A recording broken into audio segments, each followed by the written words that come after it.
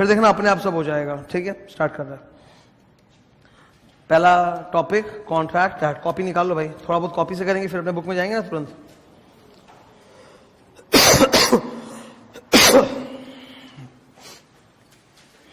थोड़ा कॉपी फिर book. Start करते हैं। Contract act 1872। कोई भी दो पर्सन्स आपस में एक अग्रीमेंट बना सकते हैं।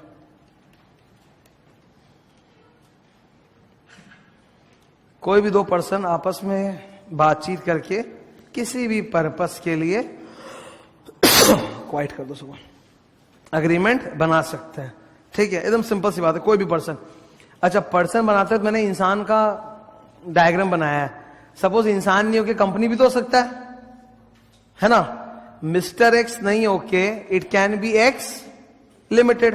अरे एक्स लिमिटेड भी तो एक पर्सन है। एक्स लिमिटेड एक कंपनी भी तो एक पर्सन है। यहां पे मिस्टर वाई नहीं होके वाई लिमिटेड भी तो हो सकता है। एनी पर्सन, ठीक है, एनी पर्सन।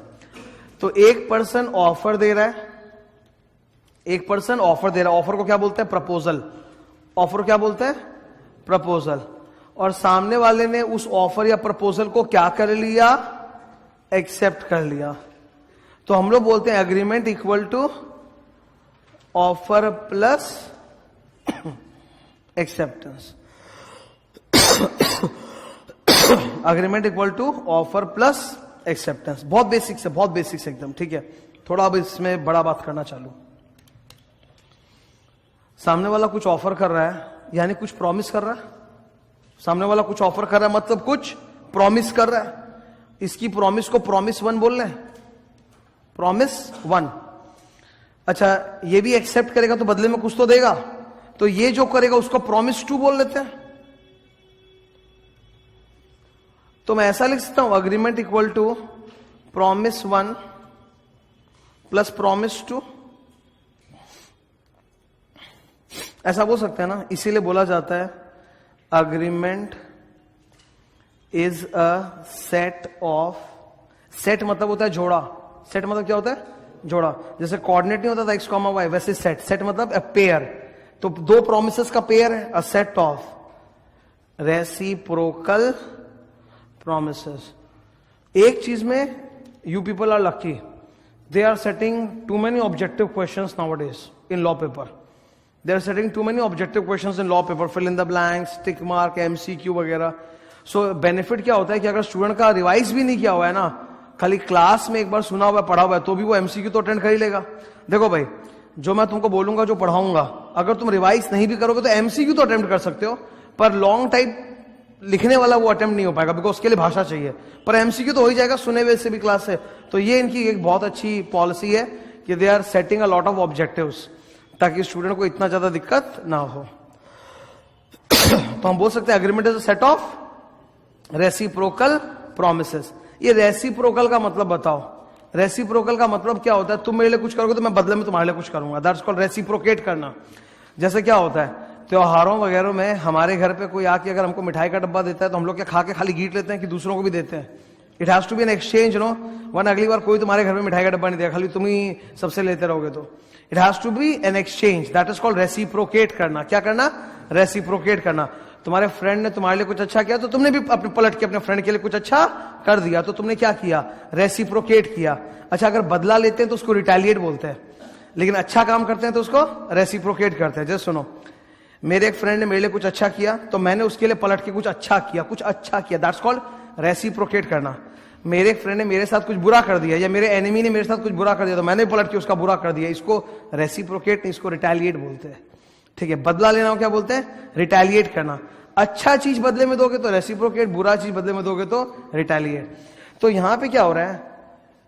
ये प्रॉमिस कर रहा है क्योंकि इसको उम्मीद है कि बदले में मेरे को वो प्रॉमिस मिलेगा, और वाई प्रॉमिस 2 इसलिए कर रहा है बिकॉज उसको उम्मीद है कि बदले में उसको प्रॉमिस 1 मिलेगा। तो दोनों का promises are in exchange for one another. दोनों का promises are in exchange for one another, that is why they are called reciprocal promises. तो एग्जाम में अगर क्वेश्चन आ गया, an agreement is a set of dash promises, वो dash में क्या लिखोगे? रिटेलिएट की रेसिप्रोकल? रेसिप्रोकल। ठीक है, एकदम क्लियर है। ये डन है। Agreement set of reciprocal promises. Now agreements must satisfy 10 conditions, must satisfy 10 conditions, then they will become contract. If agreement, copy करते जाना भाई, वेट मत कराना, satisfies 10 conditions, it becomes contract.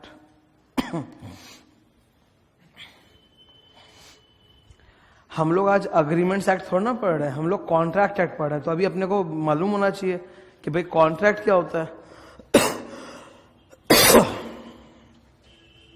तो ये आपस में आप लोगों ने जो 10 समझौते किए, ये जो समझौता किया आपने, ऑफर प्लस एक्सेप्टेंस, अगर ये 10 कंडीशन सेटिस्फाई कर दे तो क्या बन जाएगा? कॉन्ट्रैक्ट बन जाएगा। ठीक है, फायदा क्या? व्हाट्स द फायदा? अरे मेरा अग्रीमेंट अगर कॉन्ट्रैक्ट बन गया देन व्हाट्स द फायदा? द फायदा इज कि अगर दोनों में से कोई भी पार्टी पीछे हटाना तो दूसरा पार्टी उसको कोर्ट में घसीट के ले जा सकता है। आई रिपीट, मेरी बात सुन लो ध्यान से। दो पार्टीज के बीच में अग्रीमेंट था और वो अग्रीमेंट 10 कंडीशन फुलफिल कर दिया, क्या बन गया? कॉन्ट्रैक्ट। क्या बन गया? कॉन्ट्रैक्ट। और अगर कॉन्ट्रैक्ट बन गया तो देश का कानून उस कॉन्ट्रैक्ट को एनफोर्स करने में मदद करेगा, फॉलो करवाने में मदद करेगा। मतलब ये दो पार्टीज थे सपोज, अब ये पीछे हटना चाहता है, कॉन्ट्रैक्ट से पीछे हटना चाहता है, तो बेचारे के पास क्या रेमेडी है? ये कोर्ट में जा सकता है इसके खिलाफ, और कोर्ट इसको ऑर्डर करेगी कि तुम अपना कॉन्ट्रैक्ट पूरा करो वरना हर्जाना दो, या तो तुम अपना कॉन्ट्रैक्ट पूरा करो या हर्जाना दो, डैमेज दो। तो अगर आपका अग्रीमेंट कॉन्ट्रैक्ट बन जाए तब तो देश का कानून आपको मदद करेगा इन एनफोर्सिंग दैट कॉन्ट्रैक्ट, और अगर वो कॉन्ट्रैक्ट ना बने तो देश का कानून आपकी मदद नहीं करने वाला। ठीक है, अगर वो कॉन्ट्रैक्ट नहीं है और ये पीछे हट भी जाए तो फिर इसके पास कोई उपाय नहीं है, ये रोता रह जाएगा, कोई उपाय नहीं है। ठीक है, समझ रहे बात को? इसीलिए तो हम लोग बोलते हैं हर चीज में कागज वगैरह का प्रूफ रखना चाहिए। सामान खरीदने जाते हैं अपने कहीं तो अपनी आदत क्या होती है? सामान खरीदा, बिल हाथों फेंका, अरे नहीं फेंकना नहीं चाहिए, बिल रखना चाहिए, कुछ समय तक तो रखो जब तक वो सामान कंज्यूम करो, क्या पता कल को सामान में क्या गड़बड़ निकल जाए। और अगर सामान में गड़बड़ है तो देश का कानून आपको मदद करेगा। फॉर एग्जाम्पल, तुम कल जाते हो एप्पल का एक फोन खरीद लेते हो महंगा सा, 1 लाख रुपए का तुमने एप्पल का महंगा फोन खरीद लिया, भयंकर रुपया लग गया तुम्हारा 1 लाख रुपया, और तुम क्या एक्सपेक्ट करते हो कि 1 साल चल के बंद हो जाए? तुम एक्सपेक्ट करोगे नहीं, कम से कम 4-5 साल तो यूज करूं, minimum you will expect. 1 lakh का फोन भाई मायने रखता है। ठीक है, तो सारे डॉक्यूमेंट संभाल के रखोगे, अपने आप को रजिस्टर कर दोगे ऑनलाइन कंपनी के पास, कि कंपनी के पास भी रिकॉर्ड्स में तुम्हारा नाम वगैरह सारा डिटेल्स, फोन खरीदते तो रजिस्टर कर लेते अपने आप को। उससे क्या होता है, कल को आपका फोन अगर खराब हो गया तो आप जाके वहां पे रिपेयर वगैरह करा सकते हो, कंपनी फ्री में रिपेयर करेगी, कंपनी फ्री में रिपेयर करेगी। और अगर आपने अपनी वारंटी एक्सटेंड करा ली तो, एक्सटेंशन ऑफ वारंटी होता है, तो अगर आपने अपनी वारंटी एक्सटेंड करा ली तो तब तो आपको और लंबा बेनिफिट मिलेगा। सही बात है, इसीलिए अपने कागज पत्र संभाल के रखते हैं, बिकॉज जो भी हम कॉन्ट्रैक्ट कर रहे हैं उसको देश का कानून हमें मदद करेगा इन एनफोर्सिंग, देश का कानून, कोर्ट हमें मदद करेगा इन एनफोर्सिंग द कॉन्ट्रैक्ट। मेरी बात समझ में आ रही है? ठीक है, तो अगर आप वो 10 कंडीशन फुलफिल नहीं करते हो तो आप कॉन्ट्रैक्ट नहीं बना पाए, और कॉन्ट्रैक्ट नहीं बना पाए then nobody is going to help you, nobody is going to help you. अगर कल को सामने वाला पार्टी एग्रीमेंट फॉलो नहीं भी करे तो आप कुछ नहीं कर पाओगे उसका, कोई मतलब you cannot file any case against that person. You are getting my point? तो अग्रीमेंट का कॉन्ट्रैक्ट बन जाना जरूरी है, और उसके लिए मैं 10 कंडीशंस फॉलो करनी पड़ेंगी। वो 10 कंडीशंस क्या है? बुक में आ जाए, बुक में आओ।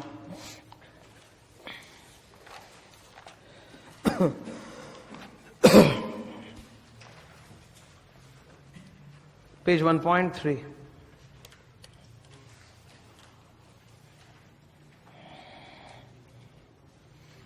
देख रहे हो? पेज 1.3 मिल गया? ये दिख रहा है सबको? देखो होना तो चाहिए तुम्हारे पास। पेज 1.3 बोला ना मैंने, मिल गया सबको टॉप पे? अच्छा, अब गिनो तो कितना है? 8, पर अभी मैंने कॉपी में कितना बोला? तो 2 और मेरे को लिखना चाहिए, तो मैं लिखूंगा 2 और। 1 2 3 4 5 6 7 8 9 और 10 यहां लिख देता हूं। ठीक है,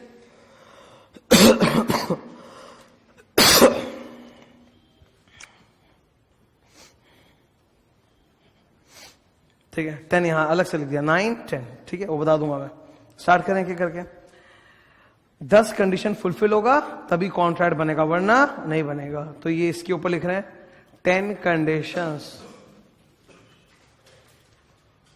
for a valid contract, 10 conditions for valid contract. ठीक है ना, स्टार्ट करते हैं डिस्कशन एकदम। अभी जो डिस्कशन मैं करने जा रहा हूं it is going to be the very base stuff, जो तुम्हारा सुना हुआ सब भी होगा, तुमको पता भी होगा, जानते होगे, ठीक है। फिर भी एक बार वापस से दोहरा दूंगा, क्लैरिटी आ जाएगा। सबसे पहली बात, कॉन्ट्रैक्ट बनने के लिए एग्रीमेंट तो होना चाहिए ना। अगर मेरे तुम्हारे बीच में कोई एग्रीमेंट नहीं है तो कॉन्ट्रैक्ट बन पाएगा क्या? तो there has to be an agreement, there has to be an agreement. हम लोग के बीच में एक सहमति होनी चाहिए, एक समझौता होना चाहिए, एग्रीमेंट होना चाहिए, तब तो कॉन्ट्रैक्ट बनेगा। अगर एग्रीमेंट ही नहीं है तो काहे का कॉन्ट्रैक्ट? अग्रीमेंट को बोला जाता है कंसेंसस एड आइडम। ये सब शब्द आने चाहिए तुमको, ये सब शब्द वो लोग एमसीक्यू में डाल के पूछते थे। कंसेंसस एड आइडम मतलब दोनों पार्टी रेडी है, दोनों पार्टी सहमत है, दोनों पार्टी अग्री कर रहा है to make an agreement. Consensus, consensus मतलब मैं भी हाँ बोल रहा हूं, तुम भी हाँ बोल रहे हो, that's called consensus. Consensus ad idem, clear है? तो पहले हमारे बीच में एक समझौता होना चाहिए, तब तो वो कॉन्ट्रैक्ट का नौबत आएगा। Second, there must be a legal intention. कई बार लोग आपस में जब अग्रीमेंट करते हैं ना तो there is no legal intention. कई बार लोग जब आपस में प्रोमिसेस एक्सचेंज करते हैं तो there is no legal intention. मैं एक एग्जांपल दे रहा हूं, सपोज मान लो एक बॉयफ्रेंड और एक गर्लफ्रेंड है, ठीक है, they are in a very beautiful relationship, ठीक है। Now the thing is they will make promises to one another, emotional पूरा एकदम, they will make promises, but is there any kind of a legal intention कि अगर promises का breach हुआ तो सू कर देंगे? ऐसा इरादा था क्या? ऐसा तो इरादा नहीं हो सकता। अगर लवर्स लोग आपस में प्रोमिसेस कर रहे हैं, इन मतलब वो तो होता ही नेचुरल होता है कि इमोशनल एक्सचेंज होता है, तो अगर वो प्रोमिसेस कर रहे हैं तो do they have an intention कि अगर सामने वाले पर्सन ने फुलफिल नहीं किया अपना प्रॉमिस तो लीगली केस करेंगे? नहीं, ऐसा नहीं होता। There is no legal intention, तो वहां पे लीगल केस हो ही नहीं सकता। देश का कानून आपकी मदद करने वाला नहीं है। If the boyfriend promises something to girlfriend या girlfriend promises something to boyfriend and they don't fulfill it, court में आप ले जा नहीं सकते, because there was never ever a legal intention. Similarly अपने घर का ही सोच लो, अगर हमारे माता पिता हम लोगों से कुछ प्रॉमिस कर दें या हम अपने माता पिता से कुछ प्रॉमिस कर दें और फुलफिल नहीं करें तो अदालत में तो ले जाने का चांस ही नहीं है। सोचो जरा कि कोई मतलब चिल्ड्रन अपने पेरेंट्स को प्रॉमिस कर रहे हैं कि मैं आपका ख्याल रखूंगा, जैसे मैं कमाना चालू करूंगा मैं आपका ख्याल रखूंगा, और अगर नहीं रखे तो केस तो नहीं कर सकते, because there never was any kind of a legal intention. ठीक है, इसके ऊपर भी क्वेश्चंस आते हैं, ठीक है, ये नीचे दिया हुआ भी है। इनको बोलते हैं social and domestic agreements, they don't have a legal intention. तो क्या होना चाहिए? Legal intention. अच्छा, कौन से में लीगल इंटेंशन नहीं होता? Social and domestic agreements.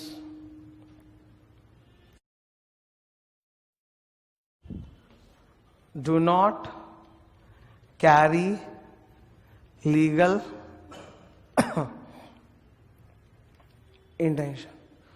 Social and domestic agreements do not carry legal intention. ये जो आपस में हम लोग नॉर्मली बातचीत में प्रॉमिस नहीं कर देते कि हम प्रॉमिस कर रहा है ये होगा सब, तो उसमें थोड़ा कोई लीगल इंटेंशन है। कितने सारे लोग होते हैं जो हम लोगों को इनविटेशन देते हैं, देते कि नहीं देते हैं? एक बार जस्ट इमेजिन, तुम्हारे घर में कितना सारा इनविटेशन कार्ड आता होगा, मेरे पापा लोग को कितना, पापा को, ताऊ जी को कितना सारा इनविटेशन कार्ड आता है कि यहाँ पे जाना, वहां पे जाना है। तो जब कोई इनवाइट करता है आपको और फिर भी आपको मालूम है आप जाने वाले नहीं हो, तो फिर भी आप मन रखने के लिए तो बोलते हो कि हाँ वी प्रॉमिस कि हम लोग पक्का आएंगे। तो अगर को हम नहीं गए तो थोड़ा पलट के वो हम पे लीगल एक्शन कर पाएगा, बिकॉज ये तो सामाजिक एग्रीमेंट है, यहाँ पे नॉर्मल प्रोमिसेस है, कोई लीगल इंटेंशन नहीं है। तीसरी बात, प्रॉपर ऑफर, प्रॉपर एक्सेप्टेंस। अभी सुन के तुमको लग रहा होगा क्या प्रॉपर बोल रहा है? अरे सुनो, agreement equal to offer plus acceptance, लेकिन एक ऑफर सही ऑफर है कि नहीं इसके भी कुछ मापदंड होते हैं। एक एक्सेप्टेंस सही एक्सेप्टेंस है कि नहीं वो उसके भी एक मापदंड होते हैं। तो ऑफर का भी कुछ कंडीशंस होता है, जैसे कॉन्ट्रैक्ट बनने के लिए एग्रीमेंट का 10 कंडीशंस है, वैसे एक ऑफर प्रॉपर ऑफर होने के लिए भी, एक ऑफर प्रॉपर ऑफर होने के लिए भी देयर आर वैलिड कंडीशंस, जो अपने अगले चैप्टर में पढ़ने वाले हैं, ठीक है, वो मैं पढ़ाऊंगा, ठीक है। वैसे प्रॉपर एक्सेप्टेंस होने के लिए भी कुछ कंडीशंस होते हैं। मैं तुमको जस्ट एक बार अभी शो कर देता हूं, मैं यहां से शो नहीं करूंगा, वहां से पेज 1.5 पे आओगे। 1.5 में मिडल में एक हेडिंग दिखेगा तुमको, पढ़ो तो क्या हेडिंग है बोलो तो, essential requirements of a valid offer. कितना है बोलो तो, 8 पॉइंट्स है कि नहीं है, मिला के 8 पॉइंट्स, तो लिख दो यहां पे, देयर आर 8 एसेंशियल रिक्वायरमेंट्स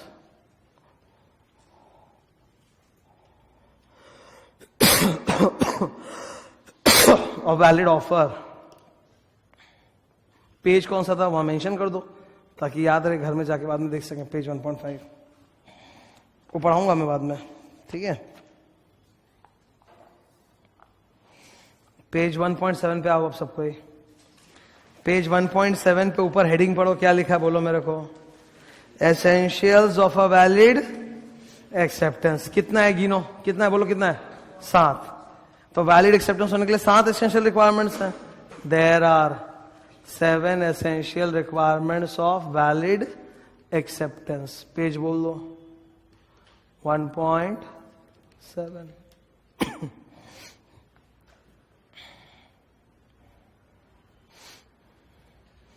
भाई क्लियर है तो सबको, फर्क समझ में आ रहा है ना, देख रहे हो ना, मतलब लेवल में कितना फर्क आ जाता है। कच्चा पक्का तरीका से पढ़ना और एक होता है पूरा प्रॉपर पढ़ते वक्त ही सब नोट्स बना के चलना। बिकॉज खाली मैं यहाँ पे आके ज्ञान मार दूं, एग्जाम्पल कहानी किससे सुना दूं, और तुम्हारे पास राइटिंग में कुछ नहीं, घर जाके क्या करोगे फिर, जब एग्जाम का टाइम आएगा तब तो बैठ के कुछ तो किताब खोल के पढ़ना पड़ेगा, तो उस वक्त ये सब भयंकर काम आएगा। पूरा बनाया हुआ कि देखो 10 कंडीशंस था, एक एक सजा के पूरा पॉइंट्स। नेक्स्ट क्या लिखा है, लॉफुल कंसिडरेशन। कंसिडरेशन का मतलब होता है something in return.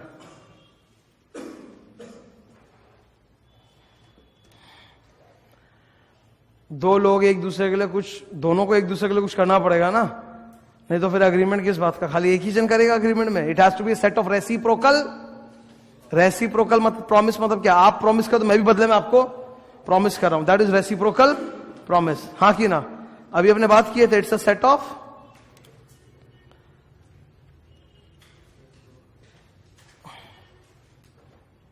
Reciprocal promise.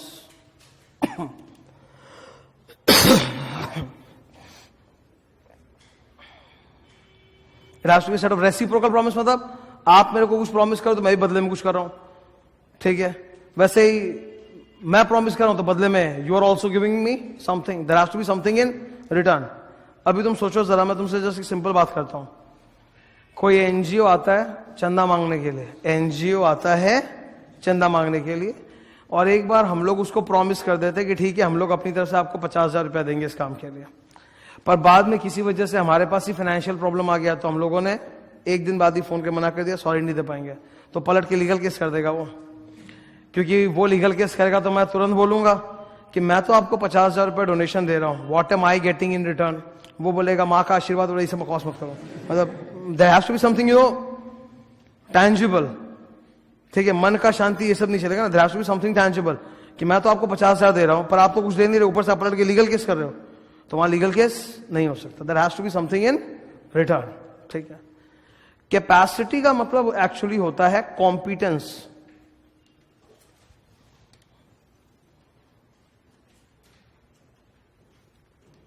To enter into contract.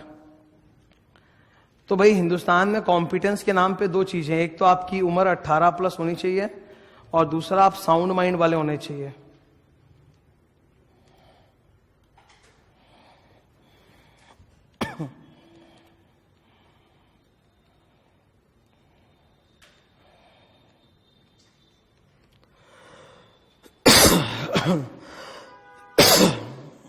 ये बहुत जबरदस्त पॉइंट है, इस पे भयंकर दुनिया में लीगल केसेस बनते हैं। कैपेसिटी मतलब क्या होता है, कंपिटेंस।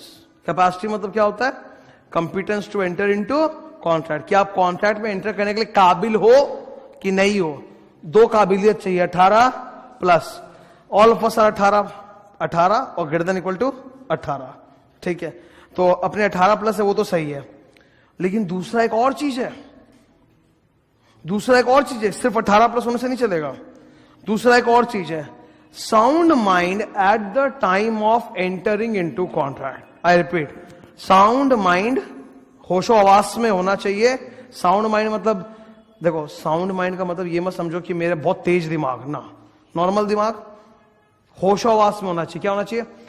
होशो आवास को इंग्लिश में क्या बोलेंगे? मतलब you must be conscious eight the time of entering into contract. आप बेहोश थे या आपका दिमाग ही चल नहीं रहा था, उस वक्त आपने कोई कॉन्ट्रैक्ट साइन कर लिया, तो वो एप्लीकेबल नहीं होगा। कोई व्यक्ति अगर दारू के नशे में है और उस वक्त वो कोई कॉन्ट्रैक्ट साइन कर रहा है तो वो वैलिड नहीं है, क्योंकि वो साउंड माइंड नहीं है ना जब वो कॉन्ट्रैक्ट कर रहा है। जब ये आप कॉन्ट्रैक्ट करो उस वक्त क्या आप होश में थे क्या? नहीं, you were under the influence of alcohol और मे बी ड्रग्स। समझ में आ रहा है? You were so much under the influence of alcohol that तुम्हारी सोचने समझने की शक्ति कुंद हो गई थी। एक रैशनल पर्सन, जैसे अभी हम लोग बैठे यहां पढ़ाई कर रहे हैं, all of us are in rational state of mind. हम लोग सोच सकते हैं, सोच रहे एकदम, हम लोग को चीजों को नापना तोलना आता है कि क्या सही है क्या गलत है, तो हम होशो आवास में हैं और फिर अग्रीमेंट साइन करें, वो सही है। लेकिन अगर हम लोग होशो आवास में नहीं है, एकदम घनघोर नींद में थे, घनघोर नींद भी तो हो सकता है, कोई इंसान रात के 2 बजे एकदम भयंकर नींद में और उस वक्त तो कॉन्ट्रैक्ट साइन कर रहा है, तो वो होशो आवास में नहीं, वो सपने की दुनिया में कहीं पे, ठीक है, ड्रीम्स में इन्फ्लुएंस्ड है, तो वो नहीं चलेगा। गहल में मतलब तुमको सपोज दवाइयां लगी हुई, बहुत सारे इंजेक्शंस लगे हुए और तुम भयंकर नींद के, मतलब होता है ना कई बार अपने दवाई वगैरह इंजेक्शन लगता है तो हम लोग नींद के उसमें चले जाते हैं पूरा, तो उस टाइम पे आप प्रॉपर होशावास में नहीं हो। ओके, साउंड माइंड और अनसाउंड माइंड का मतलब पगला और नॉट पगला नहीं होता है। साउंड माइंड मतलब एक नॉर्मल इंसान है पर वो भी कभी कभी साउंड माइंड नहीं होता है, ठीक है। वो ही can be disturbed by alcohol, drugs, sleepiness, drowsiness, और भी होते हैं इसमें, बाय द वे इसमें और भी है, जैसे आप इमोशनली बहुत चार्ज हो रखे हो, ये भी होता है कि एक पर्सन जो होता है, हम लोग का इमोशंस कांस्टेंट तो रहता नहीं, बॉस हम लोग का इमोशंस ऐसे ऐसे होता है, पूरा आउटस्विंग होता है। तो आप अगर एक इमोशनल चार्ज्ड अप स्टेट में हो तभी भी आपके सोचने समझने की जो शक्ति है ना वो खत्म हो जाती है। तो ऐसे मोमेंट्स पे जब कॉन्ट्रैक्ट किया जाता है तो वो वैलिड नहीं है, देश का कानून उसको एनफोर्स नहीं करेगा, ठीक है। और जहां तक ल्यूनेटिक लोग की सवाल है, ल्यूनेटिक जो असाइलम में रहता है, पगला, प्रॉपर पगला, वो तो कॉन्ट्रैक्ट कर ही नहीं सकता, तो medically declared unsound mind. Free consent का मतलब होता है फ्री विल, अपनी मर्जी से।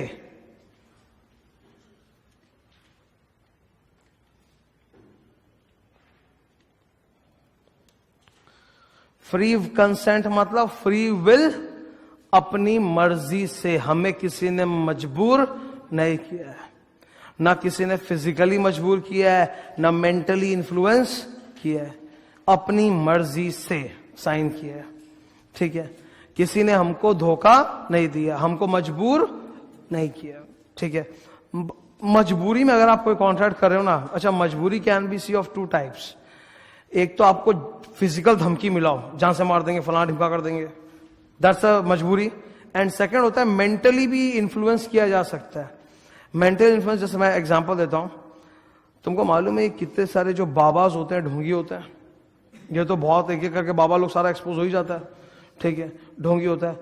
Now they have a following, they have a cult, ठीक है, they have a cult, they have a following, मतलब there are people who actually, मतलब क्या बोले, अडोर दीज पीपल, मतलब बाबाज, रिलीजियस डिसाइपल्स होते हैं ना, बहुत मानते हैं। अब देखो मैं उनमें से नहीं हूं, 99% लोग उनमें से नहीं है, पर हैं कुछ परसेंटेज, ठीक है। अब मैं बोलूंगा तो फालतू इधर हो जाएगा। रिलीजियस लेवल पे अगर तुम बाबाज में, एक तो ढोंगी बाबाज होते हैं उनको हटा दो, पर उनको हटाने के बावजूद भी स्पिरिचुअल लीडर्स कुछ होते हैं, जैन धर्म में वगैरह में देयर आर स्पिरिचुअल लीडर्स, और उनका एक लंबा चौड़ा फॉलोइंग होता है जो उनको मतलब भगवान की तरह पूछता है कि ये करना वो करना, हाँ कर देंगे। तो अगर आप उनके किसी के इन्फ्लुएंस में आके मेंटली बहकावे में आ गए, ठीक है, और आपने कोई अग्रीमेंट साइन कर दिया तो वो कॉन्ट्रैक्ट नहीं होगा। It has to be free will. अगर साबित कर दिया गया कि वो पर्सन इन्फ्लुएंस में था किसी के तो भी नहीं माना जाएगा, ठीक है। तो अपनी मर्जी से होना चाहिए।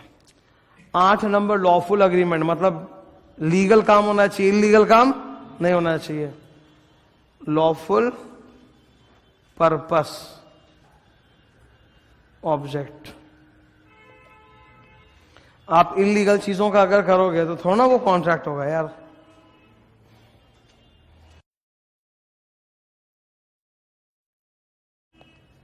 अगर आप इलीगल चीजों के लिए एग्रीमेंट करोगे तो वो तो कॉन्ट्रैक्ट कैसे हो सकता है? वो कॉन्ट्रैक्ट फिर हो ही नहीं सकता।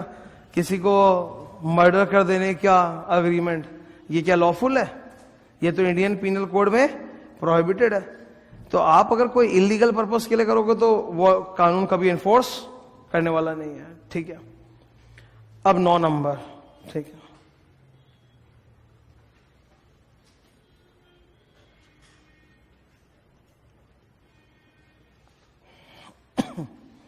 Certain terms and conditions. Certain का मतलब होता है श्योर, फिक्स्ड। सर्टेन का मतलब क्या होता है? Sure, fixed. जब दो व्यक्ति आपस में एग्रीमेंट करें, ये दो आपस में एग्रीमेंट कर रहा है, तो आपस में टर्म्स एंड कंडीशंस तय होगा कि नहीं? तो terms and conditions must be fixed, clear, एकदम क्लियर होना चाहिए। ये बात सुनो, कोई भी सामान शॉपिंग कर तो बिल मिलता है, बिल भाई, बिल के पीछे में कंडीशंस लिखा हुआ रहता है, टर्म्स एंड कंडीशन। कई बार ऐसा नहीं हुआ अपने सामान खरीदने गए और बोला है कि उसमें लिखा हुआ है कि अगर रिटर्न करना है तो 7 दिन में होगा, या फिर रिटर्न होगा ही नहीं, या फिर होगा तो 7 दिन में होगा। Manufacturers liabilities limited to repair work etcetera लिखा रहता है टर्म्स एंड कंडीशंस। तो सारे टर्म्स एंड कंडीशन एकदम तय होने चाहिए, कोई भी जरा सा भी डाउट नहीं होना चाहिए, वरना एनफोर्स करने मुश्किल हो जाएगा। Everything should be clear. आप लोगों के बीच में जो भी तय हुआ है, एक एक बात, एक एक छोटी से छोटी बात, सब एकदम प्री डिसाइडेड होनी चाहिए, तभी जाके कानून बीच में हस्तक्षेप करेगा। वरना मान लो आप लोगों ने जो अग्रीमेंट किया उसका टर्म्स एंड कंडीशन क्लियर नहीं था, तो फिर कैसे एक्शन लोगे? जैसे मान लो एक होटल में जाते हो, तुम चेक इन करते हो, तो होटल में आजकल जाते क्या होता है, तुमसे तुम्हारा कोई आईडी प्रूफ लिया जाता है, आधार कार्ड वगैरह, anything, they take ID proof, they xerox it, they keep it for their reference, and plus आपसे आते ही नीचे एक साइन करा लिया जाता है। ठीक है, साइन करने का मतलब है आप हमारे यहाँ चेक इन कर रहे हो and you are agreeing to the terms and conditions of the hotel. Now what are the terms and conditions of the hotel? कि आप अपने सामान और बिलोंगिंग्स के लिए खुद रिस्पॉन्सिबल हो। ठीक है, होटल वाले आपको हेल्प जरूर करेंगे, पर होटल वाले are not responsible for loss of your belongings. तुम खुद सोचो, आज जब तुम होटल में जाते हो, शांति सोचना, क्या वो लोग तुम्हारा होटल वाले बैग खुलवा के एक एक सामान चेक करके वो वैल्यूएशन निकालते हैं क्या? नहीं ना। तो आप तो आए, अपना सामान लिए, बस आपका सामान जो होता है, 5 स्टार होटल में जाओगे तो आपका सामान जो वो एक स्कैनर के थ्रू गुजरता है, जस्ट टू चेक कि उसमें कोई एक्सप्लोजिव मटेरियल तो नहीं है। But other than that they are not going to check कि आपका सामान कितना कीमती है, नॉट कीमती है। आप तो लेके चले गए, अब आप झूठ मूठ का ऊपर जाके, कोई गेस्ट है जो होटल में आया हुआ है, वो झूठ मूठ का ऊपर ड्रामा कर रहा है, हाय राम मेरे बैग के अंदर 10 लाख की घड़ी थी, खो गई, होटल वाले लाके दो। तो होटल वाला कहां से लाके देगा? उसने आपके रूम में तो कैमरा लगा नहीं रखा है। क्या रूम में कैमरा चाहिए तुमको? अपने नहीं चाहिए। तो मतलब होटल वाले को कैसे पता चलेगा कि तुम्हारे पास 10 लाख का घड़ी था भी कि नहीं था? होटल वाले को तो पता नहीं है। और तुम जाके ऊपर का ड्रामा करो, झूठ मूठ का, मेरा 10 लाख घड़ी खो दिया, थोड़ा होटल वालों को 10 लाख रुपया देगा? सोचने वाली बात है। वो लोग आपको हर तरह की सिक्योरिटी देते हैं, जैसे फॉर एग्जाम्पल रूम के बाहर लॉबी, एवरीथिंग जहां पे भी हांडोगे वो कैमरा से कवर्ड है। ठीक है, इनफैक्ट जब हम लोग मतलब रूम में चेकआउट करते हैं, मतलब निकलते हैं बाहर जाने के लिए, तो पीछे जब आते हो तो वो लोग पूरा अंदर क्लीनिंग करके रखता है, रूम सर्विस करके रखता है। रूम सर्विस करने का मतलब क्या है कि जैसे तुम होटल में गए, सुबह 12 बजे तुम अंदर गए और फिर 2 बजे तुम अपने काम से बाहर निकल गए, तो पीछे से जब जाओगे तो अंदर से वो लोग रूम सर्विस कर देंगे, मतलब तुम्हारा रूम पूरा क्लीन करके रख देंगे, एकदम बेड सेट कर देंगे, टॉवल्स वगैरह चेंज कर देंगे, एटसेट्रा दे विल डू। तो उनका जो स्टाफ अंदर घुसा और स्टाफ बाहर निकला, वो भी सीसीटीवी कैमरा में बाहर कैप्चर होता है कि क्या लेके निकला, नहीं निकला। अपने स्टाफ को लोग कंट्रोल कर सकते हैं, बिकॉज उनके पास अपने स्टाफ का रिकॉर्ड्स भी रहता है। पर आपको तो कंट्रोल नहीं कर सकते ना कि आप सच बोल रहे हो कि झूठ। तो होटल वाले का टर्म्स एंड कंडीशन रहता है कि you are responsible for your own belongings. ये तो हर जगह है, सिनेमा थिएटर में अभी सोचो, तुम मूवी गए आइनॉक्स में देखने को, ठीक है, इंटरवल हुआ, तुम ब्रेक में गए, बाथरूम में तुमने अपनी 1 लाख रुपए की घड़ी लटका दी, ठीक है, और तुम चले गए फिल्म देखने। फिर जब वापस है याद आता है घड़ी कहां गई 1 लाख का, तो आइनॉक्स वाला देगा 1 लाख घड़ी तुमको उल्टा, क्यों गया था बाथरूम तुम? तुम्हारी गलती है ना, you are responsible for your own belonging. Hotel वाला ये हॉल वाला है, कोई भी उसके लिए जिम्मेदारी नहीं ले सकता। हम लोग बस में जा रहे हैं, बस में अगर पिक पॉकेट हो गया तो थोड़ा ना बस वाला उसकी रिस्पॉन्सिबिलिटी लेगा। ट्रेन में तुम जा रहे हो, प्लेन में तुम जा रहे हो, कहीं भी कोई रिस्पॉन्सिबिलिटी लेने वाला नहीं है। तो सारे टर्म्स एंड कंडीशन एकदम क्लियर होने चाहिए, जरा से भी डाउट नहीं, क्योंकि अगर क्लैरिटी नहीं है तब फिर कोर्ट अदालत कैसे एनफोर्स करेगा उसको? अदालत थोड़ा आया तो तुम लोग भी टर्म्स एंड कंडीशन बनाना है। 10 number,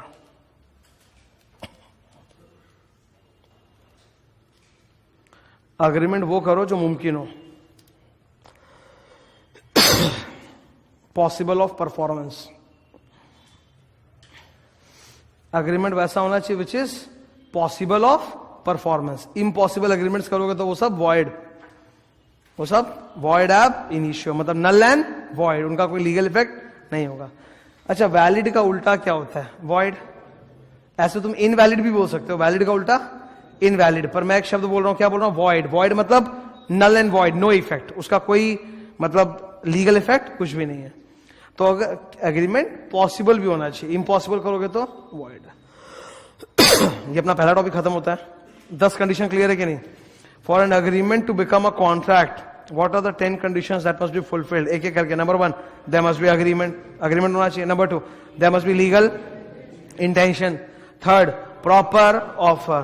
4, proper acceptance. 5, lawful consideration. 6, capacity मतलब कॉम्पिटेंस। 7, फ्री कंसेंट मतलब फ्री विल से, अपनी मर्जी से। 8 नंबर, लॉफुल पर्पस ऑब्जेक्ट, एक सही उद्देश्य के लिए। 9 number, terms and condition are certain and agreement is possible of performance. अगर ये 10 कंडीशन फुलफिल हो रही है तो अग्रीमेंट क्या बन जाएगा? कॉन्ट्रैक्ट। और अगर कॉन्ट्रैक्ट बन गया तो it will become enforceable by law. ठीक है, हटा रहा हूं इसको मैं। कॉपी में थे ना, वहीं पे आओ, कॉपी में लिख लो। कॉपी नोट चल रहा था अपना। For 10 conditions see page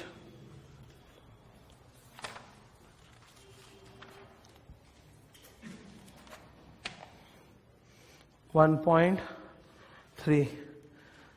If 10 conditions fulfilled, then agreement becomes contract.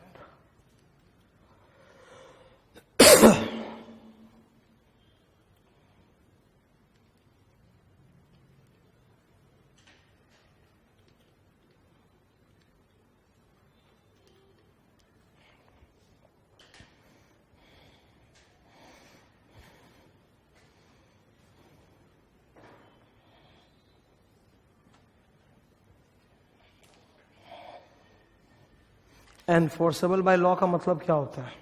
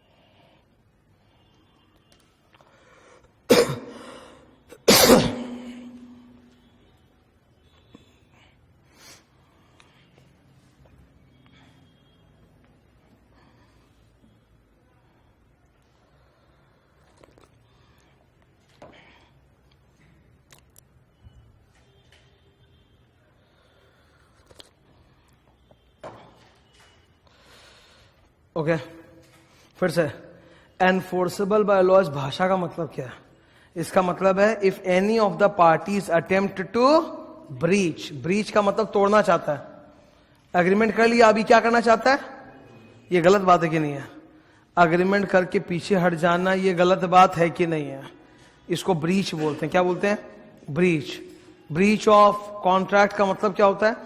Agreement कर लिया आपने और अब आपको वो नहीं अच्छा लग रहा तो आप पीछे हटना चाहते हो, तो ये गलत बात है ना? ये तो अति गलत बात है। तो अगर कोई पार्टी पीछे हटेगा तो दूसरा पार्टी लीगल एक्शन ले सकता है, अदालत में जा सकता है। इसी को बोलते हैं एनफोर्सेबल बाय लॉ। सो अब मेरे को बताओ कॉन्ट्रैक्ट का डेफिनेशन क्या है? Contract means agreements which are enforceable by law. और यही किताब का डेफिनेशन है जो अपने पढ़ते हैं। वापस बैक टू बुक हटा दूं? हटा दूं? ये लो देखो, ये मैं चैप्टर के पहले पन्ने पे आ गया, पेज 1.2 पर। ये तुम्हारे सामने डेफिनेशन एक एक करके दिख रहा है, देखो डेफिनेशन। ये सब डेफिनेशन अपने को याद करना, मैं कराऊंगा, अभी तुरंत नहीं कराऊंगा, थोड़ी देर बाद कराऊंगा। ऑफर का डेफिनेशन क्या है, प्रॉमिस का डेफिनेशन क्या है, कंसिडरेशन का डेफिनेशन क्या है, थोड़ा बहुत डेफिनेशन अभी कर सकते हैं, चलो करते हैं। Agreement, every promise and every set of promise forming consideration for each other, इसी को तो बोलते हैं reciprocal promise is an agreement, है कि नहीं? जब से मैं रेसिप्रोकल बोल रहा था आ गया ना वो।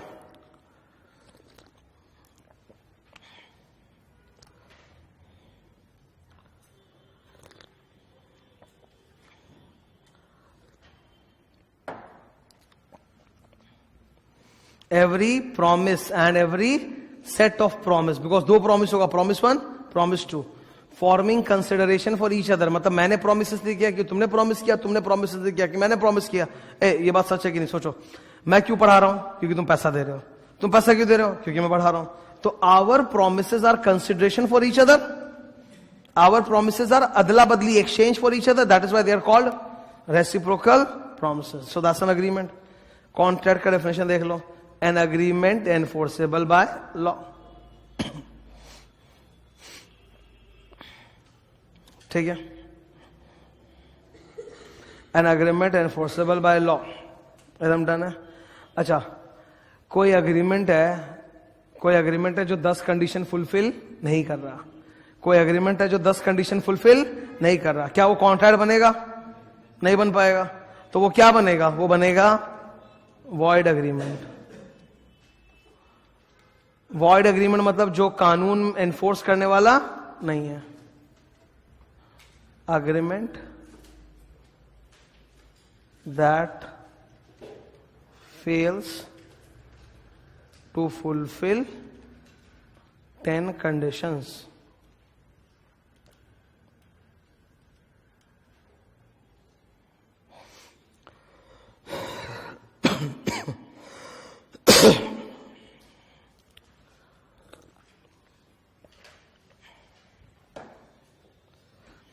Agreement that fails to fulfill 10 conditions is void agreement. void मतलब कानून में अब एनफोर्सेबल नहीं है। ठीक है, ये 3 डेफिनेशन क्लियर। तो डेफिनेशन एक एक करके करेंगे, सारा एक साथ में हो भी नहीं सकता, वो टाइम लगता है पढ़ने में। ठीक है,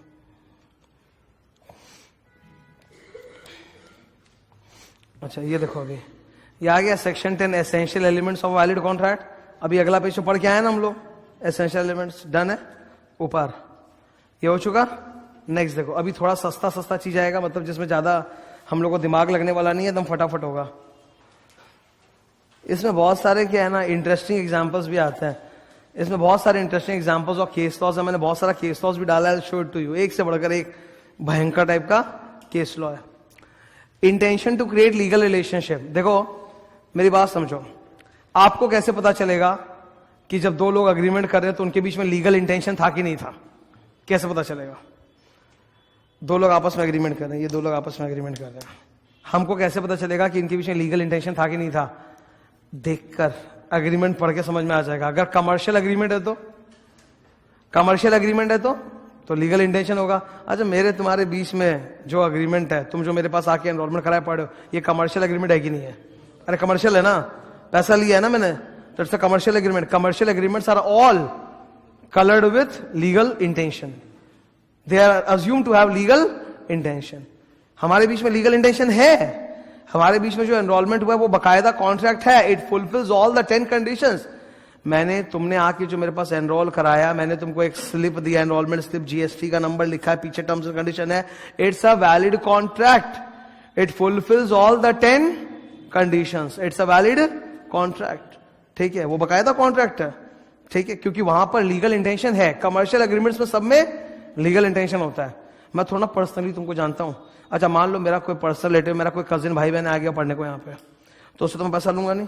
सपोज कजिन भाई बहन है, आ गया पढ़ने को यहाँ पे, कोई पैसा नहीं, कोई लिखा पढ़ी नहीं, तो वो तुम बोलोगे सर वहां लीगल इंटेंशन नहीं है। मैंने पैसा भी नहीं दिया, कोई कागज पत्र भी नहीं है, कोई लीगल इंटेंशन नहीं है। पर जो तुम लोग इतने सारे हो जो पढ़ रहे हो पैसा देके एनरोल करा के, बकायदा लीगल इंटेंशन है, there is a commercial agreement. Clear? हर कमर्शियल एग्रीमेंट में जनरली लीगल इंटेंशन होता ही होता है। तो किस में नहीं होता है? Social agreement, non commercial. Social agreement का एग्जांपल देखो, पढ़ना तो जोर से।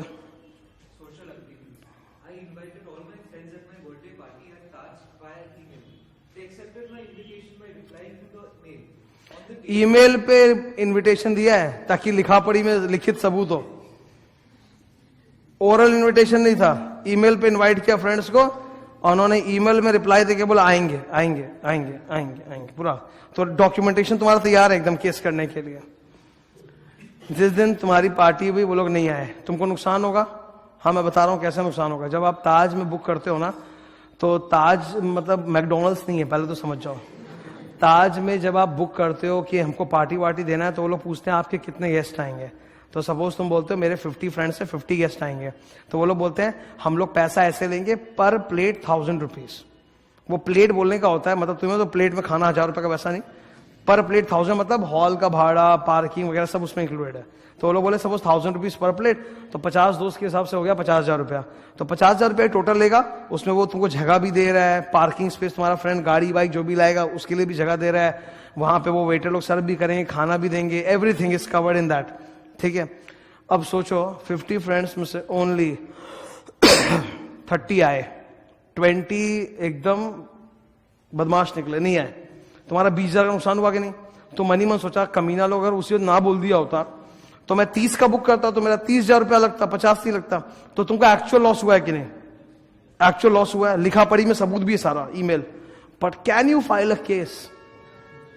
It was a social agreement, it was, there was no legal, मेरे पास कागज पत्र है साबित करने को, ऑफर एक्सेप्टेंस का। मैंने उनको इनविटेशन दिया, वो लोग हाँ बोले, वो लोग बोले आएंगे। मैंने बुकिंग किया, पर प्लेट वाइज बुकिंग था। अगर वो लोग बोलते नहीं आएंगे तो मैं 30 का बुकिंग करता, मेरा 30 जारी लगता, मेरा 20,000 रुपया हराम का लगा, बेकार का लगा। पर क्या मैं लीगल केस कर पाऊंगा? नहीं कर पाऊंगा। There was no legal intention. Clear है बात ये? ठीक है, I can't sue them. Second वाला डोमेस्टिक एग्रीमेंट, ये एग्जाम में आया, तुम सोचो जरा, ये एग्जाम में आए, बाप बेटा को प्रॉमिस किया। पढ़ भाई, जोर से पढ़।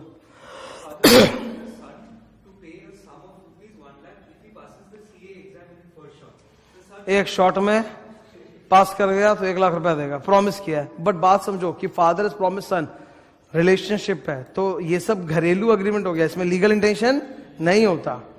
तो वो सन कर लिया, the son achieves the feat, मतलब पास कर गया एक शॉट में। But father refuses to pay, son can not sue his father for this, why? Because there is no legal. 4 mark का आया एग्जाम में ये। हर स्टूडेंट हॉल में लिख के आएगा कि बाप बेटा, मतलब बेटा बाप को सू नहीं करता। 4 मार्क का आया, और रीजन क्या है? बिकॉज इसमें कोई लीगल इंटेंशन था ही नहीं। तो ये सस्ता ग्रेड का टॉपिक है। अब ये एक बार पढ़ ली, दोबारा जीवन में कभी सुनना पड़ेगा, ये जाना पड़ेगा रिवाइज करके एग्जाम में। क्या बिना रिवाइज किए अपने लिख देंगे एग्जाम में?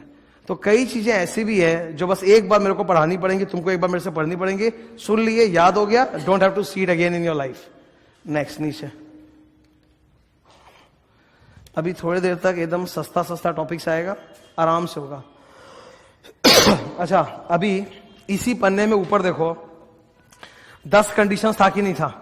9 नंबर कंडीशन क्या था? Certain, sure. सर्टेन मतलब श्योर टर्म्स एंड कंडीशन।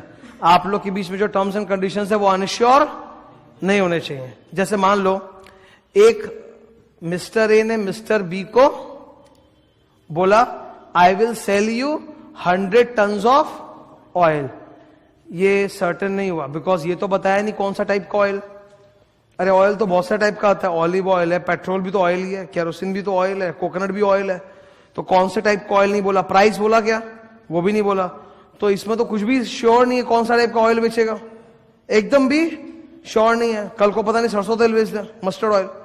तो दिस अग्रीमेंट इज वॉइड।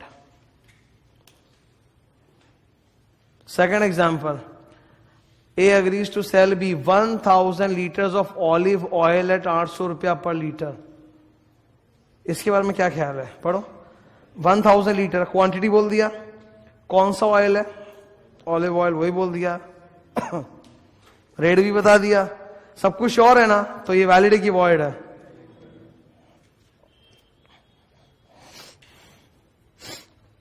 अच्छा, थर्ड केस, मिस्टर ए जो है ना, he is a dealer of coconut oil only. Mister A सिर्फ कोकोनट ऑयल में डील करता है और कोई ऑयल में डील करता ही नहीं, सिर्फ कोकोनट ऑयल। और उसने एग्रीमेंट किया है मैं आपको 100 टन ऑफ ऑयल बेचूंगा। अगर कोई इंसान सिर्फ कोकोनट ऑयल का व्यापारी है और वो एग्रीमेंट में लिखा है कि मैं आपको 100 टन ऑयल बेचूंगा, तो इसका डीम्ड मतलब क्या है कि कौन सा ऑयल होगा ये तो डीम्ड है ना, बिकॉज आप और कोई तेल बेचते ही नहीं हो, आप तो सिर्फ कोकोनट ऑयल में हो। तो वहां पर अगर खाली ऑयल लिखोगे तो चलेगा, वो वैलिड है, ठीक है। अगर एक पर्सन सिर्फ एक ही टाइप का एग्रीमेंट, एक ही टाइप का ऑयल बेचता है, कोकोनट ऑयल, और वो एग्रीमेंट में लिख रहा है कि मैं आपको 100 टन ऑयल बेचूंगा, तो मालूम है कौन सा ऑयल होगा, कोकोनट ऑयल, तो ये फिर ओके है, वैलिड।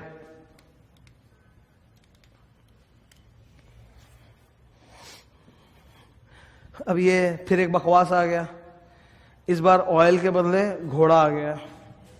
पढ़ो, A agrees to sell to B my white horse, ठीक है, होगा उसके पास कोई वाइट हॉर्स, इधर, फॉर ₹500 और रुपीस, ये कोई एग्रीमेंट हुआ? आपने दो प्राइस मेंशन कर दिए। कभी कोई सामान देखिए 2 प्राइस मेंशन किया हुआ है, ऐसा तो जरूर देखा होगा कि ये लिखा हो कि 1000 था काट के 800, ये तो ठीक है, ये तो एक तरीका है दिखाने का कि पहले 1000 था, देखो तुमको 200 डिस्काउंट 800 में। पर ऐसा तो कभी नहीं देखे होगे ना कि 2 MRP लिखा हुआ है 1000 और 800। अगर ऐसा देखियो तो उसमें फिर बगल में ये लिखा होगा, इंडिया में तो 29 स्टेट्स है, तो लिखा होगा फॉर ये स्टेट्स 1000, फॉर वो स्टेट्स 800, वो भी चलेगा। पर ऐसा तो नहीं होगा ना, इंडिया में ही अगर बेचोगे तो 800 और इंडिया में अगर बेचोगे तो 1000, ऐसा तो नहीं हो सकता, ये तो कंफ्यूजिंग है। तो ये वैलिड की वॉइड है, वॉइड।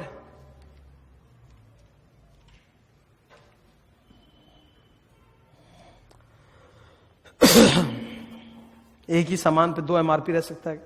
पता है, मैं तुमको चीज बता दूं, मेरे को बहुत शक था पहले, मतलब बहुत पहले बहुत शक था। क्या शक था? अपने ये जो कोका कोला का कैन खरीदते हैं, नीचे उस पर MRP लिखा रहता है 30-35 रुपीज कुछ होता है, ठीक है, उतना MRP लिखा हुआ रहता है। तो हम लोग जब भी, और ड्रिंकिंग वाटर का बॉटल नहीं होता कि 1 लीटर का मिनरल वाटर 20 रुपया रहता है शायद, MRP 20 रुपया। तो तुम मॉल के अंदर जाओ, फूड कोर्ट मालूम है ना, जैसे हाँ कोई भी मॉल में जाओ, मूवी हॉल के बाहर निकलते वो फूड कोर्ट है जिसमें 50 तरह का खाना मिलता है, कुछ भी अलग अलग टाइप का। तो सपोज तुमको वहां पानी चाहिए, तो वहां पे मिनरल वाटर खरीदो, 500 ml होगा या पता नहीं कितना होगा, 50 रुपया। तो तुमको डाउट होगा यार ये बोतल तो 20 रुपया बाहर बिकता है, तुम उठा के देखो कि उस पर लिखा रहता है MRP 50 रुपीज, उस पर छपा हुआ रहता है। ये लोग अलग से बोतल बनवाते हैं, ठीक है। एक्वाफिना कंपनी जो है वो किसकी है? पेप्सी की है ना, एक्वाफिना पानी का बोतल पेप्सी का। एक्वाफिना ने अलग से एक दूसरा नाम निकाल रखा है, एक्वा समथिंग करके, और उसका MRP 50 रुपया छापते हैं, और वो मॉल के अंदर ही बिकता है, बाहर बिकेगा ही नहीं रोड पे। रोड पे कहां से बिकेगा? रोड पे 20 का भी बोतल है, 50 का है, सेम पानी है, विल यू पे 50? फिर पर मॉल में 50 रुपीज रहता है और वो छपा हुआ है उस पर MRP 50, कोई कंफ्यूजन नहीं। तो वहां पे ये नहीं लग सकता कि 20 का माल 50 में माल लिखा है 50। अब तुम बोलोगे इसमें एक्स्ट्रा क्या मिलाया? कुछ नहीं मिलाया, there's nothing extra over there, it is just that differential pricing follow हो रहा है। क्या फॉलो हो रहा है? डिफरेंशियल प्राइसिंग का मतलब क्या होता है? सेम सामान का अलग अलग जगह पर या अलग अलग समय के हिसाब से दाम बदल जाता है, ठीक है। प्लेन में जाओगे ना तो वो लोग खाना भी देते हैं, ऑब्वियसली पेड, एयर इंडिया छोड़ के। एयर इंडिया में फ्री का खाना मिलता है क्योंकि उनकी टिकट की दाम ही 3-4 हजार ज्यादा होती है, ठीक है। पर नॉर्मल जैसे प्लेन वगैरह में चढ़ोगे तो ऊपर फूड जो देते हैं, you can by that food. Samosa 150 रुपया, और वो इतना टट्टी समोसा है, तुमको अगर नॉर्मल जमीन पर दिया जाए ना तो तुम छोड़ देगा, तुमने कहा हम नहीं खाएंगे एक बाइट लेने के बाद ही। और वहां पे वो पता नहीं क्या ओवन में गर्म करके दे दिया, कैसे दे दिया 150 रुपया, और एकदम बासा बासा समझते हो तब। अरे प्लेन पे पुराना माल है थोड़ा ना, वो एयर होस्टेस में कढ़ाई से गर्म में तल के रखी है वैसा भी करा है। पर लोग खरीद भी रहे हैं, और वही चीज नीचे एकदम सस्ते भी बिक रही है। इसको बोलते हैं डिफरेंशियल प्राइसिंग। सेम सामान अलग अलग जगह पे अलग अलग दाम है, या फिर अलग अलग समय के हिसाब से अलग अलग दाम है। जैसे मूवी तुम 9 बजे जाओ सुबेरे या 2 बजे जाओ, मूवी तो वही है भाई, सीट भी वही है, पर प्राइस में फर्क है कि नहीं है? सेम चीज but different time different price, that's called differential pricing. तो वो लिखा हुआ है वहां पे, इसलिए वो वैलिड है, तो आप बहस नहीं कर सकते। कप नूडल्स देखा है? कप नूडल्स मैगी का या अलग अलग कंपनीज का आता है कप नूडल्स, मतलब it's like this much type of a container is there, उसी में गर्म पानी डाल दो और वही बन जाएगा। वो नीचे खरीदोगे 40-50 रुपए का आता होगा, और वही तुम जाओ ऊपर प्लेन में, उस पर छपा हुआ रहेगा 250, उस पर छप्पा है 250, तुम बहस ही नहीं कर सकता। तो बनाया वैसे है। तो टर्म्स एंड कंडीशन एकदम क्लियर चाहिए, अनक्लियर होगा तो झमेला है। Section number 29। No, are we suppose to learn the section numbers in the contract act? No. Are we suppose to learn the section numbers in the contract act? Clear जवाब है मेरा no. ठीक है, याद रखना बहुत मुश्किल है, ऐसे भी एक दिन रिवाइज करने का टाइम मिल नहीं रहा, उसमें टॉपिक तो पढ़ नहीं पाएंगे, सेक्शन नंबर कहां से पढ़ के जाएंगे? तो बिल्कुल याद रखने का लोड नहीं है। नीचे अब पॉसिबल और इम्पॉसिबल के ऊपर आने वाला है। अच्छा, एक बार पलट के देखो, 3 डब्बा है इसमें, नंबरिंग करो।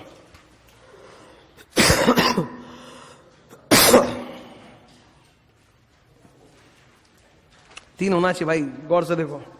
अरे 4 नहीं है, गौर से समझो। समझ गया क्या मतलब?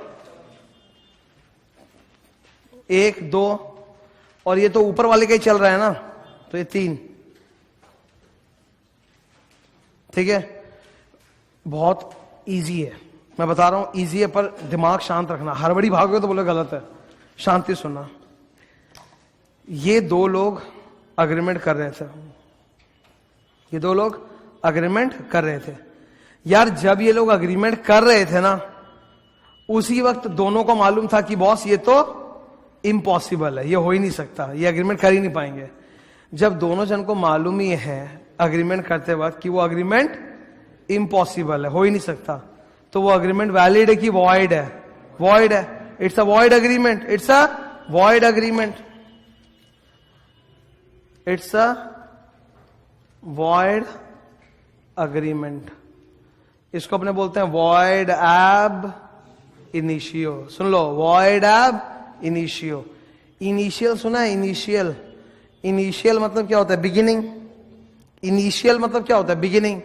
तो वॉइड एब इनिशियो का मतलब void from the beginning, void from the beginning, शुरू से वॉइड है।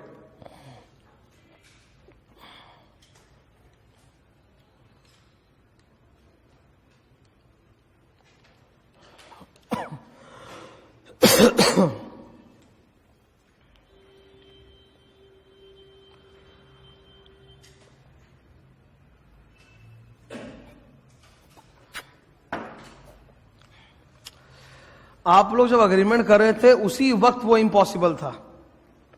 एक बार पढ़ते हैं हम लोग, ठीक है? जोर से पढ़ना।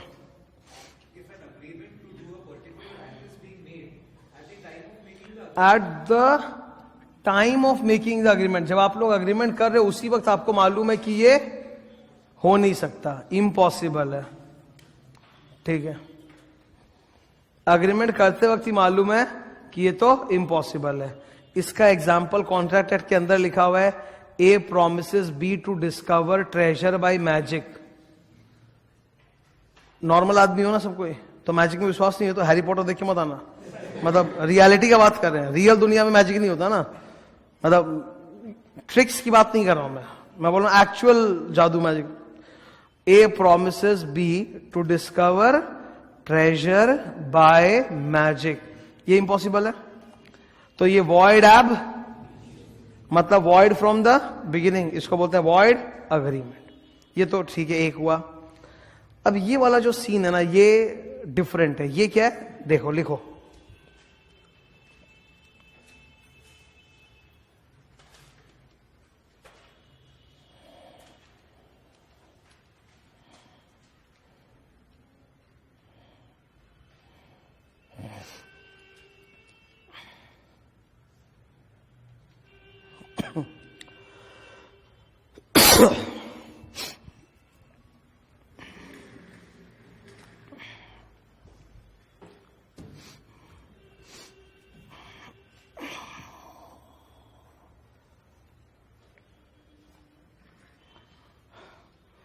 ये सेकंड वाला मैं एक्सप्लेन करूंगा, इट्स अ गुड वन, ये अच्छा है।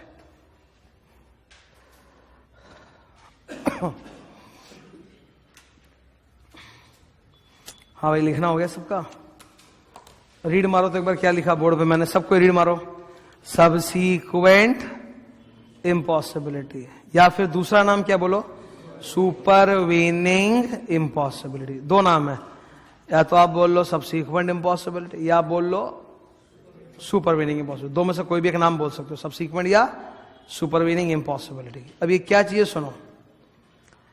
जब अग्रीमेंट हो रहा था ना शुरू में, it was possible, it was possible. जब अग्रीमेंट हो रहा था शुरू में तो इट वॉज पॉसिबल। बाद में कुछ ऐसा हो गया, बाद में कुछ ऐसा हो गया जिसकी वजह से इट बिकेम इम्पॉसिबल। ऐसा कैसे? ऐसा कैसे कि कोई चीज शुरू में तो पॉसिबल थी पर बाद में जाके, बिल्कुल है, ऐसा करना एकदम आसान है। I will give you very simple example, I will give you very simple example, ठीक है। सपोज किसी ने अपने शादी का पार्टी बुक किया ताज होटल के अंदर। ताज में मैरिजेस भी होते हैं, ताज के अंदर पूरा बड़ा सारा बैंक्वेट हॉल्स भी होता है, तो भाई आप उसको बैंक्वेट पर्पसेस, मैरिज पर्पसेस के लिए भी बुक कर सकते हो। तो किसी ने ताज होटल बुक किया था मैरिज पर्पसेस के लिए, ठीक है। ताज वालों ने अपना कोटेशन दे दिया, ताज वालों का कोटेशन था 15 लाख रुपया, और वो लोग एडवांस में लेते हैं, ठीक है। तो तुमने एडवांस में जाके 15 लाख भी दे दिया और तुमने बुक कर दिया ओकेजन के लिए कि मैरिज ओकेजन है, बैंक्वेट हॉल है, 15 लाख देके बुक कर दिया। Invitation cards have been printed, it has been also circulated to all your relatives and friends. Now think about it, इसमें कुछ भी इम्पॉसिबल वाली बात है क्या? नहीं, ये तो पॉसिबल है, ये तो होता ही है। Is there something impossible about this? No. So it is possible, no? It's a valid contract. It's a बिल्कुल, इसको मैं बोलूंगा it's a valid contract at the time of making contract.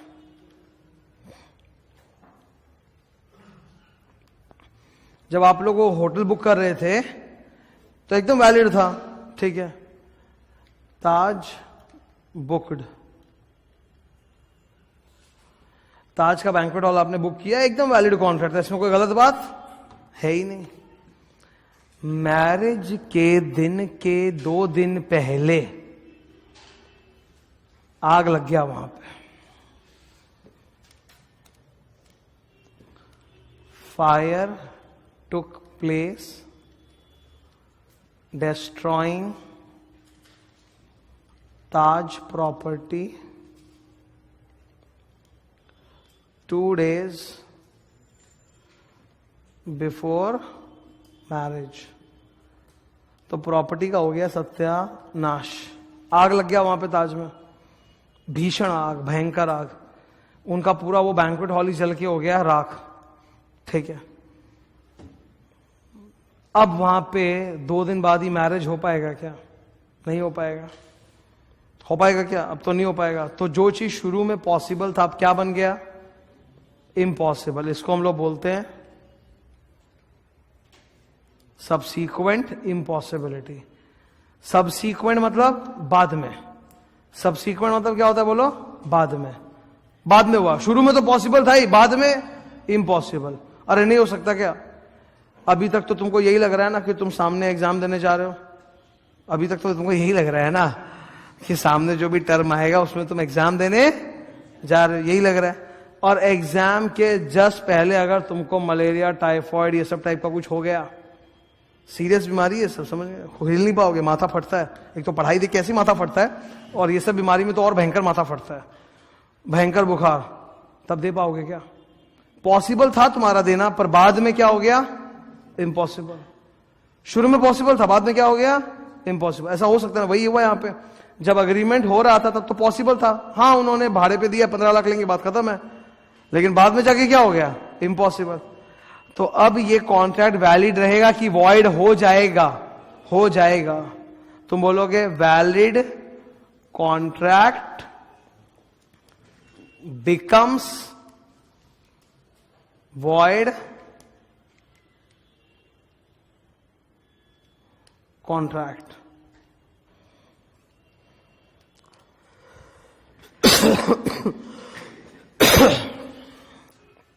Valid contract becomes void contract. अरे जो contract कल तक valid था अब क्या हो गया? वैलिड कॉन्ट्रैक्ट से सीधा क्या हो गया? Void contract. ना मैं तुम लोग सबसे एक प्रश्न पूछना चाहता हूं, क्या ये वॉइड कॉन्ट्रैक्ट बिगिनिंग से वॉइड था क्या? तो ये वॉइड एब इनिशियो, ये तो बाद में हुआ ना, ये तो पहले वैलिड कॉन्ट्रैक्ट बन गया फिर वॉइड हुआ, इसीलिए वॉइड कॉन्ट्रैक्ट बोल रहे हैं। और ऊपर क्या लिखा था? वॉइड। लुक केयरफुली, इधर क्या लिखा? वॉइड अग्रीमेंट, इधर क्या लिखा? Void contract. वॉइड अग्रीमेंट का मतलब जो साला शुरू से ही वॉइड था। वॉइड अग्रीमेंट का मतलब जो शुरू से वॉइड था, वॉइड एब इनिशियो, बिगिनिंग से कभी कॉन्ट्रैक्ट बना ही नहीं। और वॉइड कॉन्ट्रैक्ट का मतलब एक समय ये वैलिड कॉन्ट्रैक्ट था, तभी तो कॉन्ट्रैक्ट बन गया था, बाद में जाके वॉइड हो गया। कॉन्ट्रैक्ट का दर्जा हासिल कर लिया था इसने, कॉन्ट्रैक्ट का दर्जा हासिल कर लिया था इसने। It became a contract, later on something happened because of which it became void contract. तो ये वॉइड एब इनिशियो, ये बाद में वॉइड हुआ। ठीक है,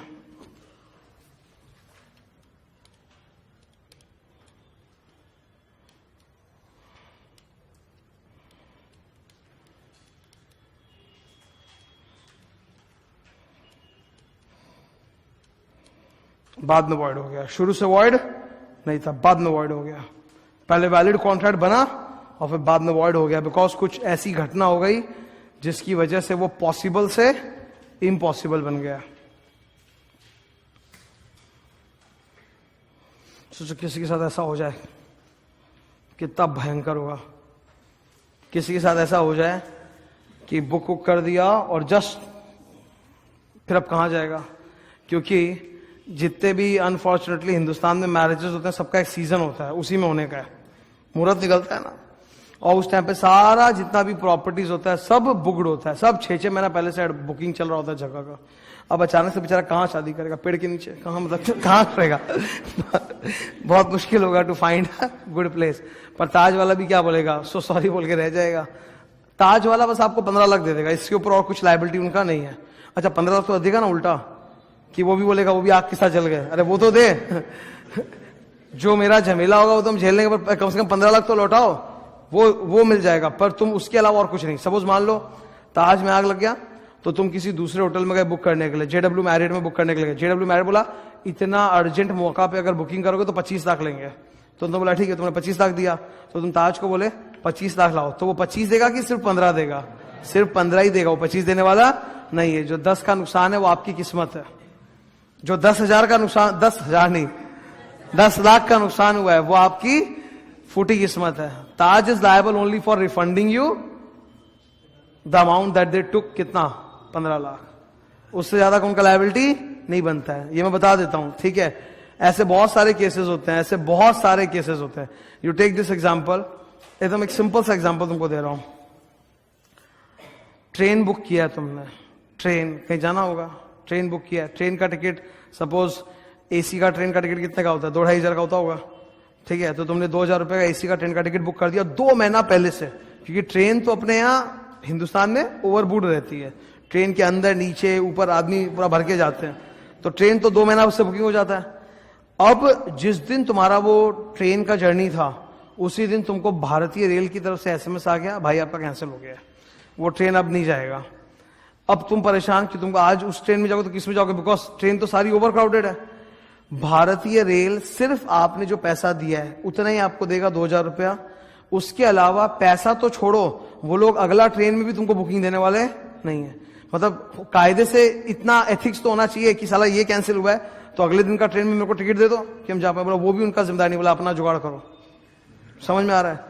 तो ये सब होते हैं केसेस कि वो आपकी फिर बैड लक हो जाती है। Valid contract became void contract because of some future event making it impossible. तो पहले पॉसिबल था, बाद में क्या बन गया? इम्पॉसिबल। इसीलिए बोलते हैं सबसीक्वेंट इम्पॉसिबिलिटी, सुपरवीनिंग इम्पॉसिबिलिटी, ये सब नाम याद रहेगा। अरे MCQ में आ गया तो टिक मार के आ सकोगे ना। सबसीक्वेंट भी बोलते हैं, सुपरवीनिंग भी बोलते हैं, दोनों चलता है, ठीक है, दोनों में डिबेट नहीं। अब तुम क्वेश्चन बोलेगा सर ऑप्शन में दोनों दिया रहे, नहीं रहेगा, जो पेपर सेट करा उसमें थोड़ा बहुत अकल है कि नहीं है? 4 ऑप्शन में 2 ही दे देगा, क्या दिमाग खराब है? नहीं, वो 2 में से 1 ही डालेगा। तुम सारा नाम याद करके जाओ, सबसीक्वेंट या फिर सुपरवीनिंग, इम्पॉसिबिलिटी। ये क्लियर है?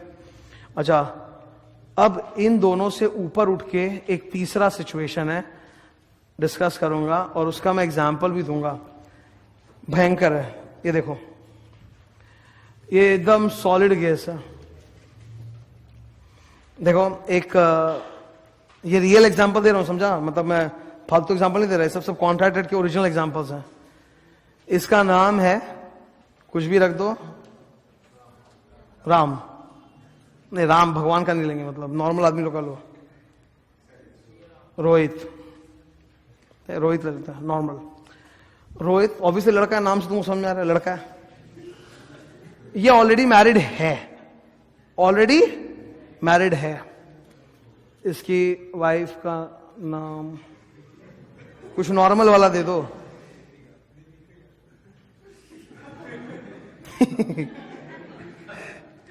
विनीता, ठीक है।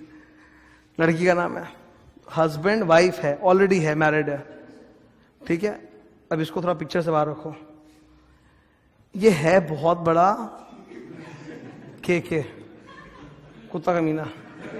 अभी क्या हुआ, कोई दूसरी लड़की, ठीक है, कुछ नाम दे दो, टीना ले लो, ठीक है।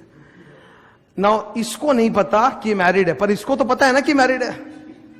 He knows about the marriage, अपना खुद का marriage, but Tina is not aware about.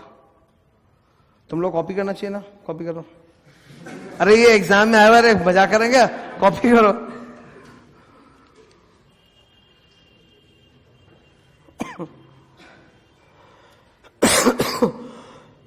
और टीना को मालूम नहीं कि रोहित मैरिड है। उसको पता, वो यही सोच रही कि रोहित बैचलर है, बिकॉज रोहित ऐसा ही बोला है कि वो बैचलर है।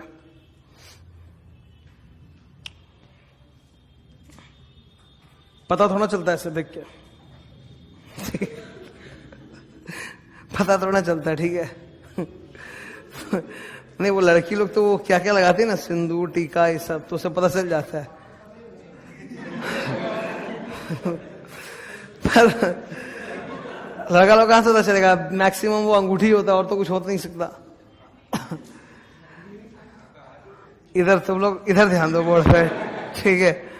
तभी क्या होता है कि इसको तो ऑब्वियसली पता है कि ये मैरिड है, तो ये further during the subsistence of one marriage you can not solemnise another marriage. Simple है, ठीक है। Marriage act, Hindu marriage act 1955, monogamy होता है, पॉलीगैमी हिंदू रिलीजन में अलाउड नहीं है, ठीक है। पॉलीगैमी अलाउड नहीं है, मतलब ड्यूरिंग वन मैरिज का सबसिस्टेंस आप अनदर मैरिज नहीं कर सकते। बहुत सारा स्टूडेंट्स है, जब मैं पढ़ाता हूं एग्जाम्पल तो हमेशा धर्मेंद्र का एग्जाम्पल लेके पूछता हूं वो कैसे किया, ठीक है। अरे जो लोग भी फिल्म स्टार पुराने जमाने के थे जिन्होंने डबल मैरिज कर रखा है, वो लोगों ने मुस्लिम का सर्टिफिकेट ले रखा है एक्चुअली, ठीक है। मतलब पेपर पे दे हैव टेकन, मतलब they have converted themselves to Islamic religion, Muslim का सर्टिफिकेट ले रखा है, तब कर रखा है, तभी डबल मैरिज सबसिस्ट कर रहा है, वरना अलाउड नहीं है। तो तुम कभी ट्राई मत कर लेना, ठीक है। भाई वो फिल्म स्टार है, ठीक है, वो लोग। और छोड़ो, इधर देखो। तो एक मैरिज के सब्सटेंस में दूसरा मैरिज नहीं हो सकता। इसको मालूम है कि इसके साथ अगर मैरिज करूंगा तो वो इम्पॉसिबल है, so he knows about the impossibility. लेकिन टीना की नजरों में ये इम्पॉसिबल नहीं है, उसकी नजरों में ये क्या है? पॉसिबल, बिकॉज वो सोच रही है कि ये रोहित जो है वो है, नॉट मैरिड है, ठीक है। फिर भी दोनों ने मैरिज किया, तो ये जो मैरिज होगा ये वैलिड है कि वॉइड है? वॉइड है, क्लियरली वॉइड है। ऐसा नहीं हो सकता कि एक जन को पॉसिबल है एक जन को इम्पॉसिबल लगे तो उसका मतलब वैलिड करा दो। जो इम्पॉसिबल है वो इम्पॉसिबल है। During the subsistence of one marriage another marriage can not be solemnized, हो ही नहीं सकता, ठीक है। तो ये इम्पॉसिबल है, तो इट इज वॉइड एब इनिशियो, इसमें तो कोई डाउट ही नहीं, इट इज वॉइड एब इनिशियो। इसमें तो कोई डाउट ही नहीं, इट्स वॉइड एब इनिशियो। ठीक है, ये क्लियर है। लेकिन अब बताओ इन दोनों में से गलत कौन है? रोहित, बिकॉज उसको मालूम था कि इम्पॉसिबल है, फिर भी इसने झूठा दिखाया कि पॉसिबल और मैरिज किया, तब रोहित इज लायबल टू पे कॉम्पनसेशन टू टीना। ठीक है, तो जो भी इसका मेंटल हैरेसमेंट हुआ वगैरह, जितने का भी ये मुकदमा करेगी, उसके बेसिस में Rohit is liable to make compensation to Tina. Rohit is liable to compensate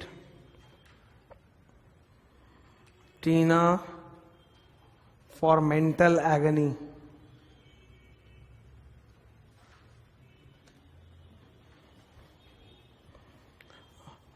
खाली पैसा देने से नहीं होगा, समझा? जेल भी जाएगा। इंडियन पीनल कोड का क्राइम किया ही है।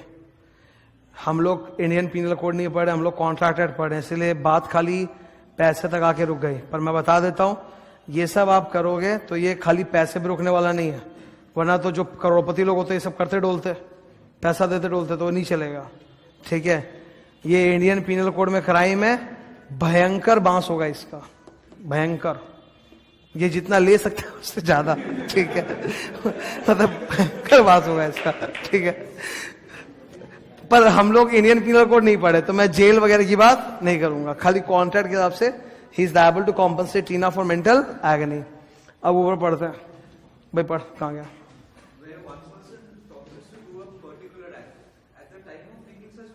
He knows, who knows? Rohit knows that such an act is impossible or unlawful. तो impossible और illegal है। Next. The person to whom promises made, Tina, did not know that such an act is impossible. तो टीना बेचारी को पता नहीं था। Then the promiser, who is the promiser? Rohit, must make compensation to Tina.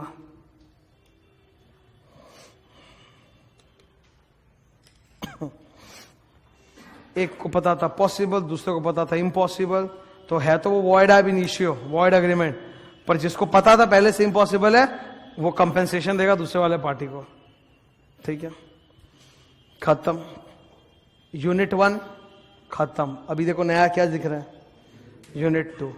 Total contract act के अंदर कितने units हैं? 6 यूनिट्स हैं। कितने यूनिट्स हैं? 6। अपना यूनिट 1 खत्म होता है, कुछ डेफिनेशन है वो तो समय के साथ साथ होता जाएगा। ब्रेक के बाद आई स्टार्ट यूनिट 2। स्टार्ट करते हैं अभी यूनिट 2 अपना। इस यूनिट 2 के अंदर हमको 4 टॉपिक्स मिलेगा। पहला टॉपिक बोलो, ऑफर। ये स्टार्ट हो गया इसी पेज पे, पेज नंबर क्या है? 1.4। दूसरा टॉपिक एक्सेप्टेंस, पलटो 1.6। तीसरा टॉपिक कंसिडरेशन। कंसिडरेशन मतलब अदला बदली, हम आपको दे रहे तो आप हमको क्या दे रहे हैं बदले में। कंसिडरेशन चालू हो रहा है पेज 1.8 पर। और एक छोटा सा टॉपिक है प्रिविटी ऑफ कॉन्ट्रैक्ट, पेज बोलो 1.10। और साथ साथ तुमको मिलेगा 9 केस लॉज मुफ्त, पेज 1.11।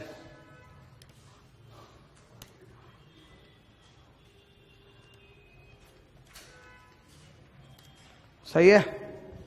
तो यूनिट 2 तो काफी बड़ा है। ऑब्वियसली यूनिट 2 आज की क्लास में पूरा तो खत्म नहीं होगा, तो जितना होगा होगा। 9 केस लॉ से ऊपर देख रहे हो पेज 1.11 पे, सजा के एक एक केस। पहला केस 1 क्या लिखा है देखो, लालमन शुक्ला वर्सेस गौरी दत्त। अंदर नाम ढूंढो, मिल गया तो पढ़ेंगे अभी।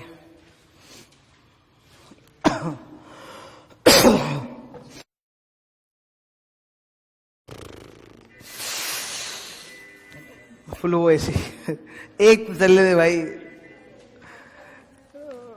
ठंड है इसका तो थोड़ा कि एकदम एसी बंद हो जाएगा, वेंटिलेशन भी तो चाहिए ना। ये पहले क्लियर है क्या? तो यूनिट 2 में कितना टॉपिक पढ़ने जा रहे हैं अपने? 4 टॉपिक। मैं तुमको बता दूं एक बात यार, छोटी छोटी चीजें होती हैं ये सब, इस पे अगर स्टूडेंट माथा लगा लेना तो वो ऐसे निहाल हो जाएगा, उसको हार्ड चीज तो पढ़ना ही नहीं पड़ेगा।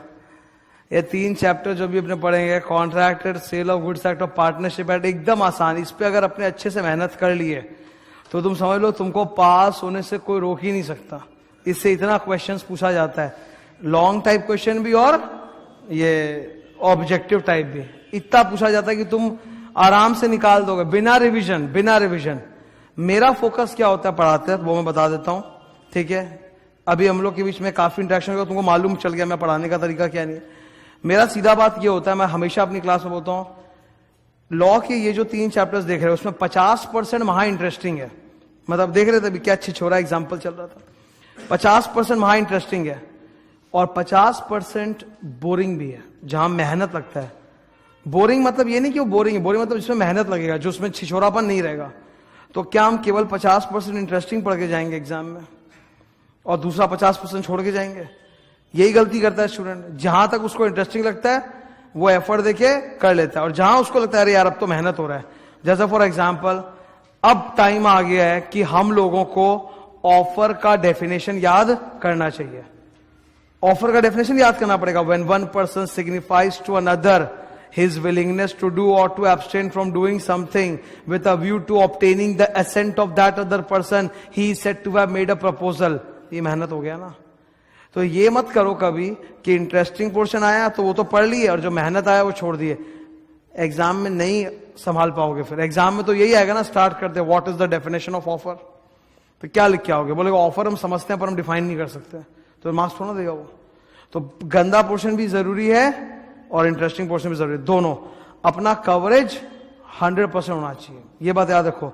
आज अगर यहां पर 0 से लेके मैं उठ के आज मेरा कुछ नाम है और पढ़ा रहा हूं, तो उसमें सबसे बड़ा पॉइंट एक ही चीज है, 100% कवरेज। जितना कवरेज अपने करते हैं क्लास में उतना कोई नहीं करता, और इसका असर पड़ता है जब स्टूडेंट घर में पढ़ने बैठता है, उस वक्त उसको एकदम शांति रहता है कि वो डरता नहीं है अरे ये छूटा हुआ है, वो छूटा हुआ है। वो बहुत बड़ा खौफ होता है। क्या फायदा होगा तुम सोचो जरा, अगर मैं खाली इंटरेस्टिंग पोर्शन पढ़ा दूं आज तुमको और वो नॉन इंटरेस्टिंग छोड़ दूं, तुम घर में जब रिवाइज करने बैठोगे आधा नोट्स तुम्हारा मार्क किया हुआ है, समझ में आ रहा है, आधा नोट्स नहीं है, तो यार ये तो बताया नहीं, अब ये समझ में भी नहीं आ रहा क्या लिखा है, और एग्जाम में आ गया और अटेम्प्ट भी नहीं कर पा रहे, तो फायदा हुआ क्या फिर? तो वो नहीं होना चाहिए। जब घर में बैठो एक एक चीज पढ़ाया हुआ रहना चाहिए, याद आना चाहिए। तो अब टाइम आ गया कि मैं ऑफर के डेफिनेशन में जाऊं, उसको याद करूं। चलो 1 पॉइंट, पेज नंबर सुन भाई, तुम पेज 1.2 पे जाके भी याद कर सकते हैं, यहां भी लिखा है, देख जो मैंने बोला एक बार पढ़ो, 2 लाइन में यही है कि नहीं है।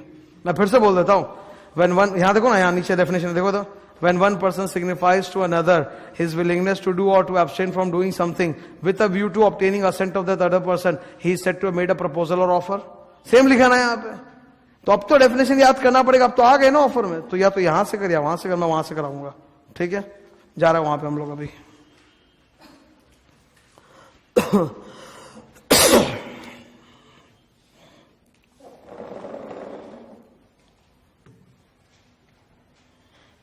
प्रपोजल, ए ऑफर। ऑफर का दूसरा नाम क्या है? अच्छा, मैंने उस एक लाइन को 4 पार्ट में तोड़ दिया, देख रहे हो? मैंने उस एक लाइन को, एक ही लाइन है वो, उसको मैंने 4 पार्ट में तोड़ा, याद करने में इजी हो जाता है थोड़ा सा, ठीक है? मैं किसी को ऑफर दे रहा हूं, सुनो भाई, मैं किसी को ऑफर दे रहा हूं, तो मैं कौन हूं? ऑफरर। ऑफरर, उसको ऑफर मिल रहा है, वो कौन है? ऑफरी।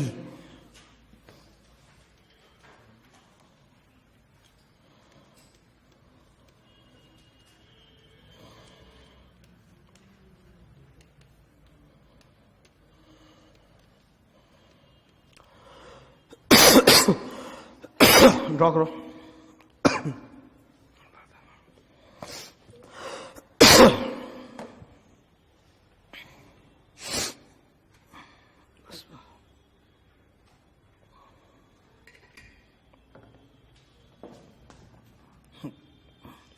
डायग्राम दिख रहा है बोर्ड पे।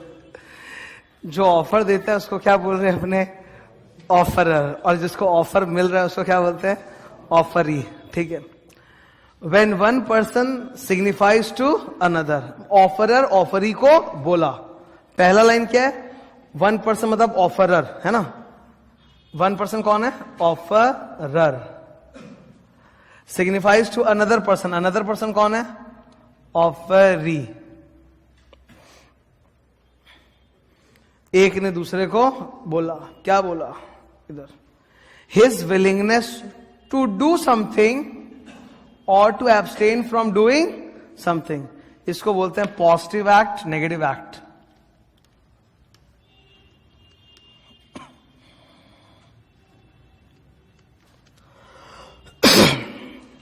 लिखना, पॉजिटिव एक्ट, नेगेटिव एक्ट।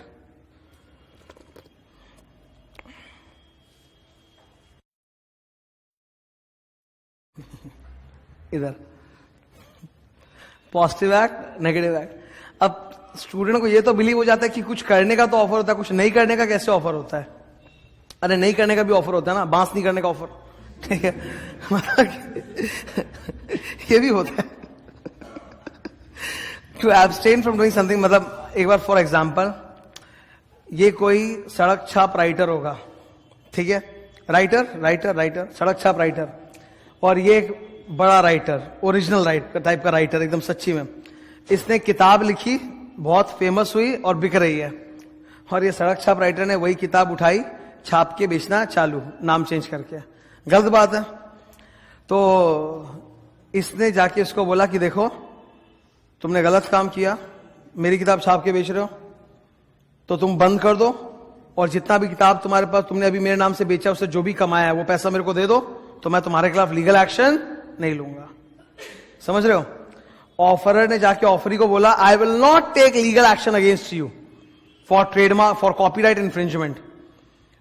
बड़ा ऑथर है, किताब लिखी, कॉपीराइट कराया हुआ है, और इसने उसकी किताब को उठा के छाप के बाजार में बेच दिया है, तो कॉपीराइट इन्फ्रिंजमेंट है कि नहीं है।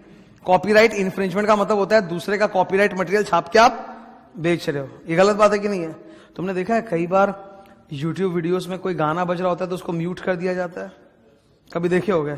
जैसे कपिल शर्मा का शो वगैरह होता है, टीवी जब देखोगे तो गाना बजता रहेगा, और जब तुम यूट्यूब में अगर कभी डाला हुआ रहेगा तो गाना बीच में म्यूट किया हुआ रहेगा, क्योंकि वो गाने का कॉपीराइट म्यूजिक कंपनी के पास होता है। तो अगर वो लोग अपने शो में चला दिए तो फिर वो केस कर देगा। समझ लो बात को, इसीलिए गाना म्यूट किया हुआ रहता है। तो इसने क्या किया, इसका कॉपीराइट मटेरियल छाप के बाजार में बेचा। गलत बात है, एकदम गलत बात है।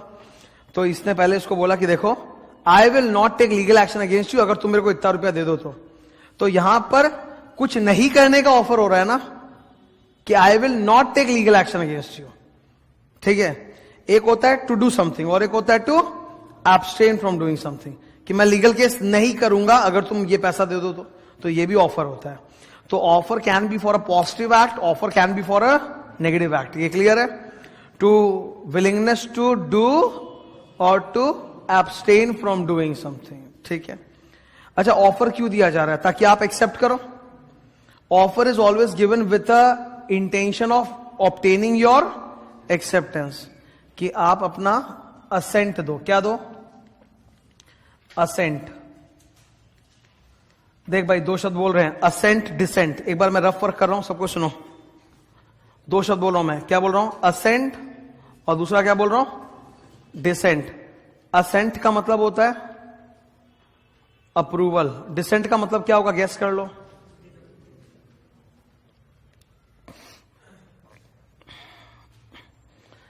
मैं ऑफर दे रहा हूं, मेरे को आपका एक्सेप्टेंस चाहिए कि नॉट एक्सेप्टेंस चाहिए?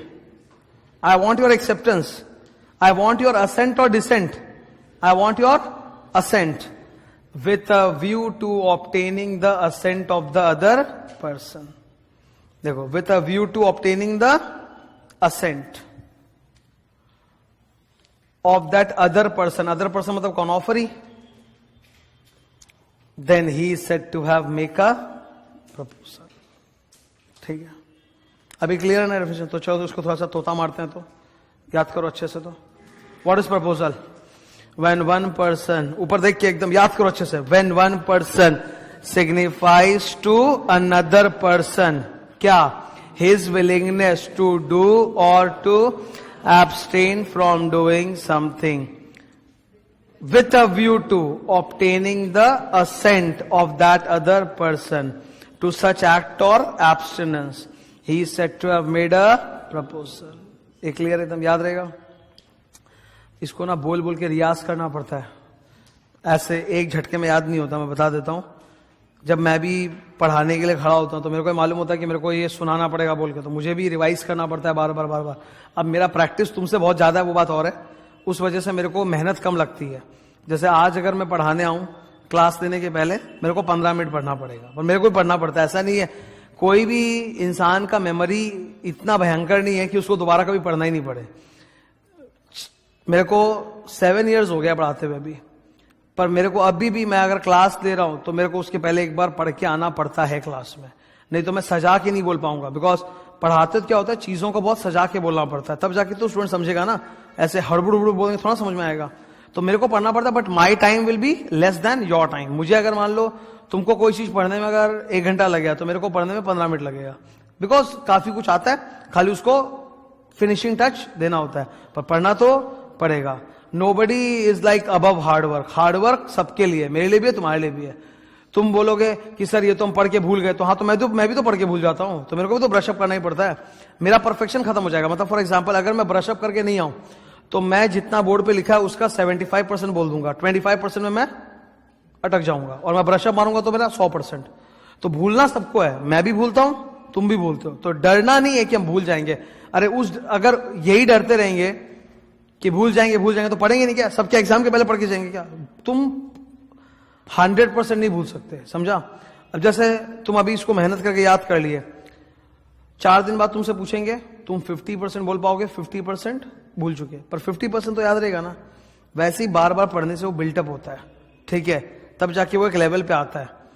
यही है, एग्जाम में छुट्टी नहीं देना ये गलत है, क्योंकि कोई भी स्टूडेंट कितना भी मेहनत किया हो, उसको एक बार वापस पढ़ने के लिए थोड़ा समय चाहिए. कम से कम 1 दिन का छुट्टी रहना चाहिए कि थोड़ा समय मिल गया तो उसमें पढ़ के जाया जा सके. पर नहीं है तो अब कोई कुछ कर नहीं सकता. जो तकलीफ तुमको है वो सबको ही है ना. हम अकेले तो वो तकलीफ नहीं झेल रहे ना. जो भी स्टूडेंट वहां बैठेगा एग्जाम देने, सभी को तो सेम तकलीफ है ना. तब तो ठीक है, the field is equal for all of अस, तभी भी दिक्कत नहीं है, रहता ही है. वैसे तो 1 दिन का छुट्टी या 2 दिन का छुट्टी भी कम पड़ जाए इतना बड़ा सिलेबस रिवाइज करने के लिए, तो ठीक है, जैसा भी है, पर पढ़ना जरूरी है. अगर एकदम नहीं पढ़ेंगे तो फिर लफड़ा है. ये डर बहुत जन पता है, जो सीनियर लोग होते हैं ना, डरा देते हैं हम लोग को. जब मैं ज्वाइन कर रहा था कोर्स, मतलब मैं साइंस में था, 11-12 मेरा साइंस था, 11-12 साइंस था. जब मैं कॉमर्स में शिफ्ट हुआ तो कॉमर्स में बट ऑब्वियसली सबसे पहला चॉइस सीए आता है. तो बहुत सारे जो सीनियर लोग डराने लग जाते हैं, अरे इसमें पास परसेंटेज बहुत कम है, ये है वो है, फलाना है ढिका है, ये कर लो वो कर लो, CFA कर लो. देखो भाई, आसान चीज करूंगा तो रिजल्ट्स भी उतना अच्छा नहीं मिलेगा, मुश्किल चीज करूंगा तभी रिजल्ट्स भी बड़ा मिलेगा. बड़ा रिजल्ट्स के लिए बड़ा मुसीबत लेना पड़ता है. पर फिर कुछ अच्छे लोग भी थे, अच्छे सीनियर भी थे, जो अच्छा एडवाइस कर रहे थे. वो एक ही बात मेरे को याद है, बहुत जन मेरे दिमाग में नेगेटिव डाल दिया था. मेरा कजिन भाई है प्रदीप भैया, बहुत सीनियर है मेरे से. वो CA बहुत लेट बना, मतलब वो 30 की उम्र में CA बना, ठीक है, इतना लेट बना था. तो वो तो डरा दिया था, बहुत हार्ड कोर्स है, ये है वो है वो है वो है वो है, बिकॉज वो चाहता था कि खानदान में वो अकेला एक CA रहे ना, इसलिए हम लोग सब बाकी लोग को वो डरा दिया करता था कि तुम मत करो. वैसा सीन नहीं था. पर फिर कुछ अच्छे लोग भी थे, अच्छे सीनियर थे, जो अच्छा एडवाइस करते. वो ये बोले कि ऐसा कुछ नहीं है, तुम अगर मेहनत करके पढ़ेगा तो अपने आप हो जाएगा. और मेरे साथ तो मतलब लकीली मेहनत किया तो सब अच्छा ही होता चला गया, रैंक आते चला गया. वरना डराने वाले भी घूमते रहते हैं, कुछ ऐसा भी डरा देते कि थ्योरी सब्जेक्ट है, पहले से पढ़ के कोई फायदा नहीं है, भूल जाओगे, एंड मोड में पढ़ो. अरे एंड में कोई पढ़ पाएगा क्या? देख भाई, थ्योरी को पढ़ने के लिए माथा होना चाहिए एकदम शांत, ठीक है. एंड मोमेंट में माथा होता है एकदम लाइक दौड़ रहा होता है माथा एकदम, ये पढ़े कि वो पढ़े. उस समय तुम थ्योरी उठाएगा, हो ही नहीं पाएगा तुमसे. तुम्हारा पहले का पढ़ा हुआ है तो हो जाएगा, पर पहले का पढ़ा हुआ नहीं, तुमसे नया हो ही नहीं पाएगा. तो झूठी झूठी बातें बहुत सारी चलती है, बहुत सारी एडवाइस चलती है. मैंने बहुत सारा एडवाइस भी देखा था, थ्योरी का ट्यूशन नहीं लेना चाहिए, अपने आप कर लेना चाहिए, हो जाएगा इजी है, रीड मार लो 3 बार. मतलब उसका भी एक मंत्र होता है कि ट्यूशन नहीं करना, 3 बार रीड मार लो, मतलब ठीक है तो हो जाएगा. पर बात यह है कि डिसिप्लिन है नहीं.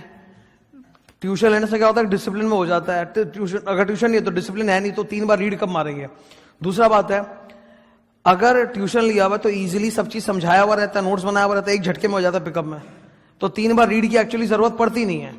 और अपने आप पढ़ने जाओ तो 3 बार रीड में भी कई बार बहुत सारी चीज क्लियर नहीं होता। तुम रीड मार रहे हो, 3 बार रीड मार लिया पर बहुत सारी चीज क्लियर नहीं हुआ। अब देखो, मैं जब पढ़ के यहाँ खड़ा होकर आज पढ़ाने खड़ा हूं, आज भी मैं अटकता हूं कई चीजों में, मतलब तुम्हारे लेवल का नहीं, जो ऊपर लेवल का फाइनल वगैरह पढ़ाने बैठ जाओ तो उसमें कई चीज में अटकना आ जाता है। तो वहां पे ये मंत्रा काम नहीं करता कि 3 बार रीड मार लो तो हो जाएगा। वो अटक गए तो उसमें बहुत रिसर्च करना पड़ता है, और कई बार गूगल में भी उसका जवाब नहीं मिलता। वो अपना ही दिमाग लगा के पूरा सोचना पड़ता है कि यार ये चीज ऐसा क्यों हुआ होगा, ठीक है। बिकॉज पढ़ाई तो करना पड़ेगा ना मेरे को, रिसर्च तो करना पड़ेगा, क्योंकि कल को स्टूडेंट क्लास में खड़ा होकर डाउट पूछ लिया कि इसके पीछे का लॉजिक क्या है, और मैं बोलूं मेरे को नहीं पता, तो इट विल साउंड ऑड। जहां तक लॉजिक हो सके वहां तक लॉजिक ढूंढना पड़ेगा। तो झूठे झूठे मिथ्स बहुत सारे हैं कि पहले से मत पढ़ाई करो, ये नहीं करो, वो नहीं करो, गलत गलत फंडे अपने तो जैसे तैसे निकल जाते हैं, और फिर बैठ के गांव को एडवाइस देते रहते हैं कि ऐसा कर लो, वैसा कर लो। One person advice may or may not be applicable to the other person, you have to think about it, okay. मेरा माइंड लेवल तुमसे मैच नहीं करेगा, तुम्हारा माइंड लेवल किसी और से मैच नहीं करेगा। सबका अपना एक अलग माइंड लेवल होता है। जो हमारे 10-12 साल की एजुकेशन का जो केजी से चालू होता है ना, उसका एक कॉम्बिनेशन रहता है। तो हर किसी का एडवाइस हर किसी पे वैलिड भी नहीं है। अब ये डेफिनेशन है, ये एक बार तो आज अपने पढ़ लिए, पर ये भूलेंगे। मैं इसलिए बोल रहा हूं क्योंकि हर बार ऐसा होता है कि क्लासेस खत्म होने के बाद बीच में अचानक से सुना के बोलने लग जाता है कि वो पढ़े थे भैया, घर में याद नहीं हो रहा, समझ में नहीं आ रहा क्या करे, तो गोली खा ले। हम क्या बोले, कोई उपाय थोड़ा ना उसका, मतलब व्हाट उपाय डू एक्सपेक्ट कि कोई स्टूडेंट आके मेरे को बोलेगा कि हम पढ़े थे, रिवाइज किए, मेरे को याद नहीं हो रहा, क्या करना चाहिए। तो मेरे पास कोई चूरन नहीं है उसका जिसको तुम खा लोगे तो याद रह जाएगा। वो बार बार रिवाइज करना पड़ेगा। एवरीवन फॉरगेट्स, मैं भी भूलता हूं, पर मैं कम भूलूंगा, तुम ज्यादा भूलोगे, बिकॉज मेरा रिविजन भी तो तुमसे बहुत ज्यादा हो गया ना। वो भी तो तुमको एक देखना पड़ेगा कि my revision is too much compare to your revision. तो मैं कम भूलूंगा, तुम ज्यादा भूलोगे, पर भूलना हर किसी को है, even I have to study. तो डेफिनेशन आज अगर याद कर रहे हो तो डरो मत कि भूल जाओगे, काफी कुछ याद भी रहेगा। तुम अभी क्लास के दौरान अगर याद करते चलेगा ना मेरे साथ सब कुछ अच्छा से, इतना मोटा बुक ये जो चल रहा है मेरे साथ याद करता चलेगा, तुम इतना विश्वास रखो कि एग्जाम के पहले जो 2 महीना घर में बैठ के पढ़ोगे, तुमको उसमें भयंकर शांति रहेगा। तुम आराम से देखोगे तो याद आएगा, हाँ ऐसा बोला था क्लास में, अपने ऐसे बोले थे, वो याद आएगा। तो ज्यादा घबराने की जरूरत नहीं है। ऊपर से अभी सबसे अच्छा बात क्या हो गया ना, ऑब्जेक्टिव्स डालने लग गए लोग पेपर में। तो ऑब्जेक्टिव से क्या होता है, संभल जाता है। ऑब्जेक्टिव में क्या होता है, बातें तो याद रहती है क्लास की, लाइंस भले याद नहीं हो तो देख के ऑप्शन याद आ जाता है, टिकी तो करना है। तो that is the best part, okay. तो एक बार इसको थोड़ा सा याद कर लेते बोल के एक सांस में, ठीक है। When one person signifies to another his willingness to do or to abstain from doing something with a view to obtaining assent of that other person to such act or abstinence, he is said to have made a proposal. Clear है? तो ये definition तो अपना हो गया। अच्छा, अभी acceptance का डेफिनेशन भी देख ही नहीं क्या, संग संग लगे हाथ जब आए हैं। तो अगर सामने वाले ने ऑफर किया और ऑफरी ने अगर एक्सेप्ट कर लिया तो क्या बन जाएगा वो, अग्रीमेंट। बस एक्सेप्टेंस ही तो दे रही है। The moment this person gives acceptance, agreement is formed, ठीक है। एक जज का ये डायलॉग था, सुन लो, जज का डायलॉग है ये। Offer is like a trail of gun powder. Gun powder मतलब बारूद। लड़ी बम फोड़ा है कभी? वो लाल रंग का एक लड़ी बम आता है, पता नहीं लड़की लोग फोड़ी नहीं फोड़ी, मतलब होता था, ठीक है, ठीक है। देखा है क्या लड़ी बम रेड कलर का? मतलब एक बार आग लगे से फेंक दो, भूम भाम भाम भाम बसता रहेगा। ऑब्वियसली उसमें 100% अचीवमेंट तो नहीं होता, मतलब एक रेड कलर का जो लड़ी बम होता है उसमें अराउंड 30-40 पीसेज होते हैं, तो सारे नहीं फटते पर काफी फट जाते हैं। तो होता है ना, बस एक आग लगाने का देरी है, फिर फटे भी ना मानेगा नहीं, ठीक है, वो फट के मानेगा। या फिर अगर तुमने कभी चॉकलेट बम फोड़ा है भयंकर, अगरबत्ती लेके कभी ट्राई मारा है क्या? और वो जब तक फटता नहीं है तब तक हम लोग का फटा रहता है कि क्या हुआ, मतलब फटे आने, उस भयंकर धमाका होता है उसमें, ठीक है। पूरा बिल्डिंग हिलता है एक बार तो। तो उसने, जज ने क्या बोला, an offer is like a trail of gun powder, मतलब गन पाउडर का एक लाइन बिछाया हुआ है। An acceptance is like a match stick, माचिस, which when striked will set the entire trail ablaze. मतलब ऑफर एक बारूद की लाइन की तरह, an acceptance is like a माचिस, मैच स्टिक, एक बार बस आपको ऐसे स्ट्राइक मार के आग लगाना है, फिर कोई आप रोक नहीं सकते, फिर वो फटके ही रहेगा। अब आप उसको रोक नहीं सकते। मतलब the moment acceptance is given, agreement is complete. Agreement हो गया, प्रॉमिस हो गया, रेसिप्रोकल प्रॉमिस हो गया। अब कोई पार्टी पीछे नहीं जा सकता, अब कोई पार्टी पीछे नहीं जा सकता। तो यहां वैसा ही कुछ भाषा मिलेगा। When the person to whom the proposal is made, अच्छा वो पर्सन को क्या बोलोगे, ऑफरर की ऑफरी? भाषा पढ़ लो। Person to whom offer is made, जिसको मिला, क्या बोलेंगे उसको? Offeree. Offeree. When the offeree gives his assent, offeree अपना असेंट दे दिया। When the offeree gives his assent, हां बोल दिया, हां बोल दिया, असेंट दे दिया। उससे असेंट चाहिए था ना, दे दिया वो असेंट अपना। The proposal is said to be accepted, हो गया एक्सेप्टेंस आपका। A proposal when accepted becomes a promise. An offer when accepted becomes a promise. इसी से ये लाइन पैदा होता है, जो लाइन हम लोग हमेशा सुनते हैं ना, agreement equal to offer plus acceptance. A proposal offer when accepted becomes a promise. An offer when accepted becomes an agreement. तो agreement equal to offer plus acceptance. अच्छा, acceptance का definition ये 3 लाइन का बोलो तो जरा, 1 2 3 बोलो तो। When the offeree, छोटा कर दूं, when the offeree signifies his assent की dissent, assent to the proposal, the proposal is said to be accepted. Simple, एकदम छोटा सा था इसका। ऑफर एक्सेप्टेंस का डेफिनेशन क्लियर है। अब हमको जानना है, जो बोला ना वो लोग कि एक वैलिड ऑफर का 8 एसेंशियल रिक्वायरमेंट्स होता है, आपने पढ़े थे ना, एक वैलिड ऑफर का 8 एसेंशियल और एक वैलिड एक्सेप्टेंस का 7 एसेंशियल रिक्वायरमेंट्स। अभी वो मेरे को जानना है, तो जानते हैं, चलते हैं यूनिट 2 में। ये डेफिनेशन क्लियर है, हटा दूं मैं?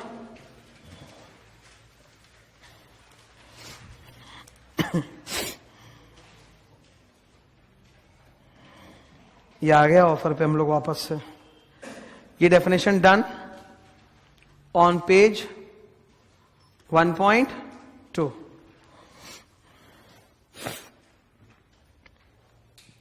ओके,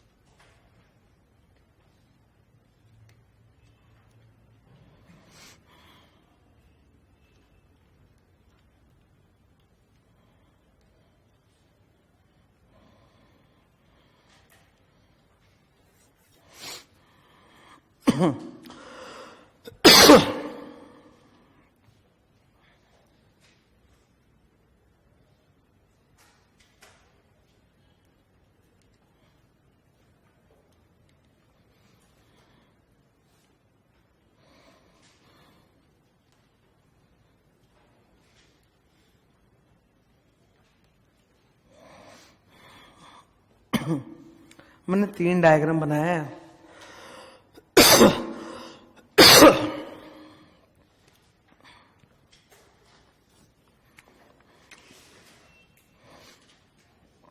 तीन डायग्राम से गौर से देखो, 1 2 3।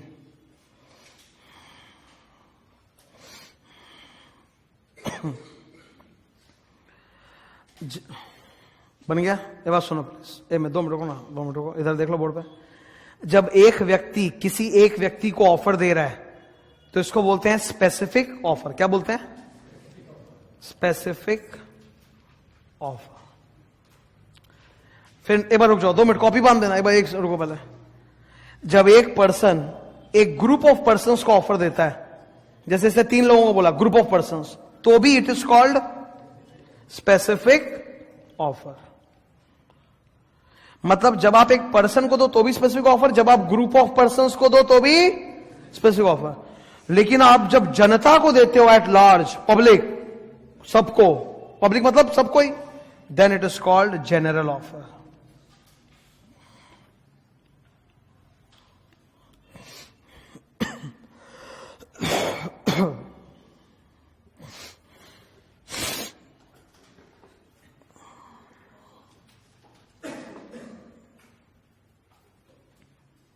सही है क्या भाई? एक पर्सन को देंगे तो भी specific offer, group of persons को देंगे तो भी स्पेसिफिक ऑफर, पब्लिक को देंगे तो जनरल ऑफर। अच्छा, अब मान लो, अब मैं तुमसे 2-4 एग्जांपल बोलूंगा, सोच समझ के मेरे को बोलना जनरल ऑफर बोला कि स्पेसिफिक ऑफर बोला। पहले देख लो, यहां पे ड्रॉ कर लो शांति से, इत्मीनान से, फिर मैं डाउट पूछूंगा, हर गड़बड़ जवाब मत देना, कॉमन सेंस एकदम, ठीक है? ये स्टार्ट करें क्या बात करना? 2 दिन पहले की बात है, 2 दिन पहले की बात है, ठीक है? मैंने अपने पूरे स्टूडेंट डेटाबेस को, जितना भी मेरे पास डेटाबेस है जो आज तक पढ़ाया, उनको मैंने एसएमएस शूट किया, ठीक है? मैंने उनको एक एसएमएस भेजा, मेरा एसएमएस ये था, ठीक है? शायद तुम लोग को भी आया हो, बिकॉज सभी को भेजा था डेटाबेस में, तो शायद तुम लोग भी उसमें हो गए। उसमें ये लिखा था मैंने कि सीए फाइनल ऑडिट का बैच स्टार्ट होने जा रहा है इतने तारीख से, बहुत डिटेल्स था। और उसमें फिर एक लाइन लिखी थी मैंने, जो भी मेरा पुराना स्टूडेंट है वो अगर वो कोर्स ज्वाइन करता है तो उसको फीस में डिस्काउंट मिलेगा 1000 का, ठीक है? मैंने ऐसा लिखा, I send SMS to all my students, और बोला कि मेरा बैच चालू होने जा रहा है। अब स्टूडेंट लोग का क्या मन में रहता है कि हम अगर सर से पहले का पढ़ा हुआ है तो हमको थोड़ा सा बेनिफिट तो मिलना चाहिए, तो उसमें लिख दिया मैंने कि जो मेरे से पहले पढ़ा हुआ स्टूडेंट है, जो भी हो, चाहे इंटर हो, फाइनल वगैरह, ठीक है? उसमें फाउंडेशन नहीं लिखा था, बिकॉज फाउंडेशन का स्टूडेंट फाइनल पढ़ने नहीं आएगा ना, इंटर का फाइनल पढ़ने आता है, तो उन they will get discount of 1000, ये मैंने लिखा है। सोच के बोलो, वो जो मैंने एसएमएस भेजा वो स्पेसिफिक ऑफर है कि जनरल ऑफर है? स्पेसिफिक ऑफर है कि जनरल ऑफर है? कितने जन बोलते हैं कि वो स्पेसिफिक ऑफर है? कितने जन बोल रहे हैं कि वो जनरल ऑफर है? स्पेसिफिक ऑफर है। मैंने एसएमएस पब्लिक को नहीं भेजा, पब्लिक मतलब जो मेरा स्टूडेंट है, जो मेरा स्टूडेंट नहीं है, सबके लिए ना। पब्लिक मतलब एवरीबॉडी, पब्लिक मतलब जो मेरा स्टूडेंट है और जो मेरा स्टूडेंट नहीं है, सबको। लेकिन मैंने क्या लिखा था?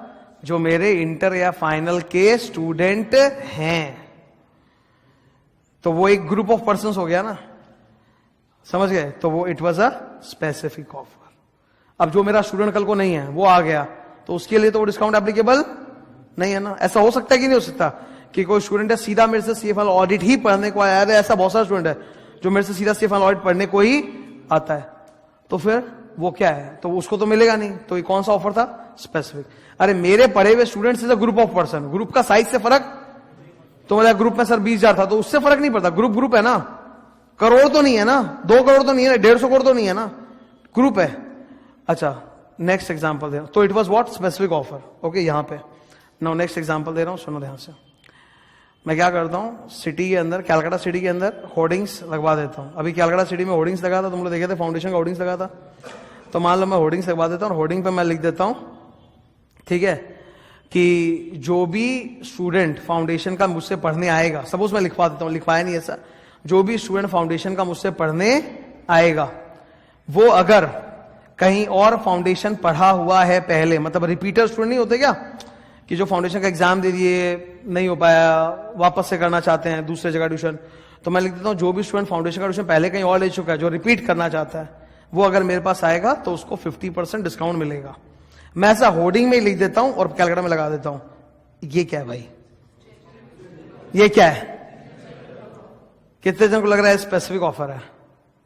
सबको जनरल लग रहा है ना? जनरल ऑफर है, बिकॉज पब्लिक एट लार्ज। मैंने क्या बोला? जो भी स्टूडेंट ऐसा, तो कोई भी हो सकता है, एनीबडी, एवरीबडी ना, कोई भी आ जाए, कोई भी रिपीटर आएगा उसको मिलेगा ही। तो दैट्स पब्लिक के लिए लगा, एकदम mass public, that's a general offer, ठीक है? तो 2 तरह के ऑफर होते हैं, स्पेसिफिक ऑफर जो आप एक पर्सन या ग्रुप ऑफ पर्संस को देते हो, और पब्लिक को जब पूरा मास देते हो तो क्या है? General offer. अच्छा, नेक्स्ट सुनो, हिंदुस्तान यूनिलीवर। नेक्स्ट एग्जांपल सुन भाई, सोचियो ध्यान से। हिंदुस्तान यूनिलीवर नाम तो जानते हो, उनका एक वाटर प्योरीफायर आता है जिसका नाम है प्योरेट, ठीक है? सस्ता वाटर प्योरीफायर है, क्या नाम है? प्योरेट, और हिंदुस्तान लीवर का।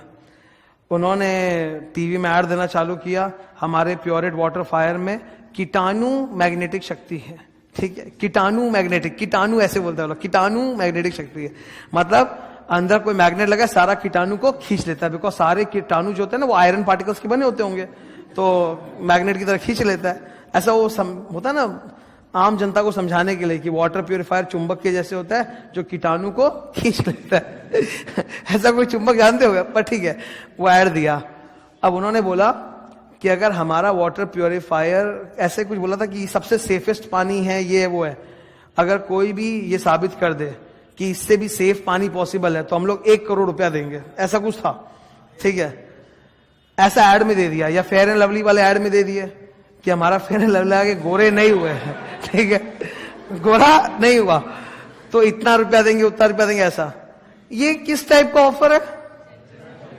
क्योंकि पब्लिक को दे रहे हो आप। अच्छा, ये टॉपिक पढ़ाया ही क्यों जा रहा है कि 2 तरह का ऑफर होता है, जनरल या स्पेसिफिक? ये पढ़ाया ही क्यों जा रहा है? इसलिए बिकॉज ओनली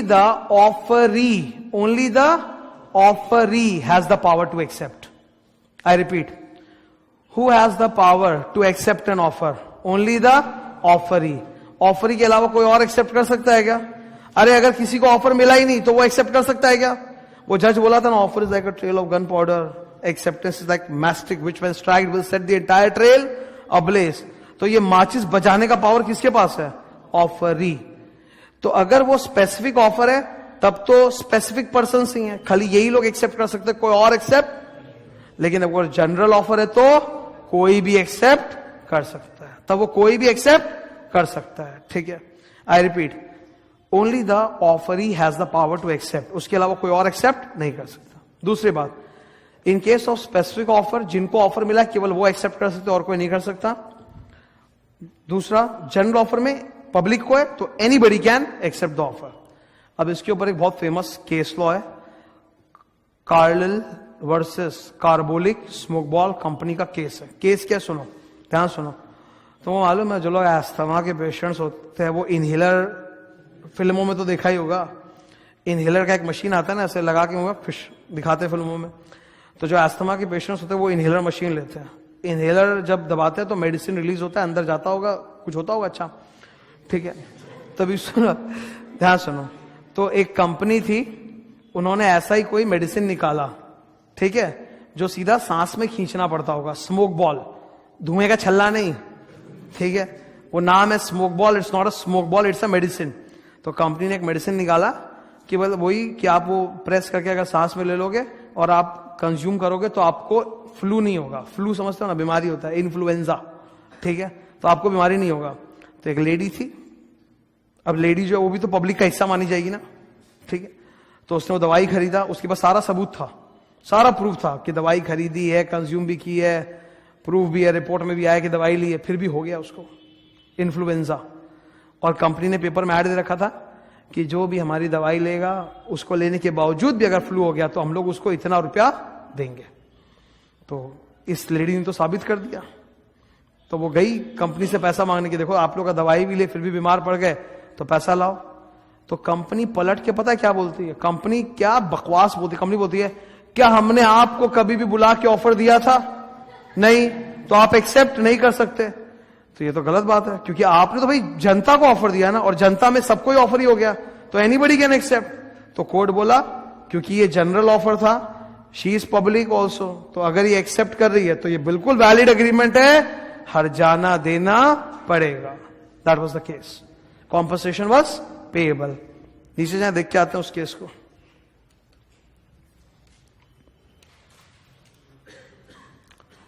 स्पेसिफिक ऑफर वो होता है जो किसी पर्सन या ग्रुप ऑफ पर्सन को देते हैं, जनरल ऑफर वो होता है जो पब्लिक को देते हैं। केस का नाम Carlill versus Carbolic smoke ball company. अरे कभी कभी जब मैं बोलूं ना कि फेमस केस तो याद कर लो, तो याद कर लो, ऑप्शन में दे देता एमसीक्यू में कि जनरल ऑफर और स्पेसिफिक ऑफर के बारे में कौन से केसों में बोला गया था। 4 केसों का नाम देंगे, टिक करके आना, Carlill versus Carbolic smoke ball company, ठीक है। केस अगला पेज पे, चलो देखते हैं।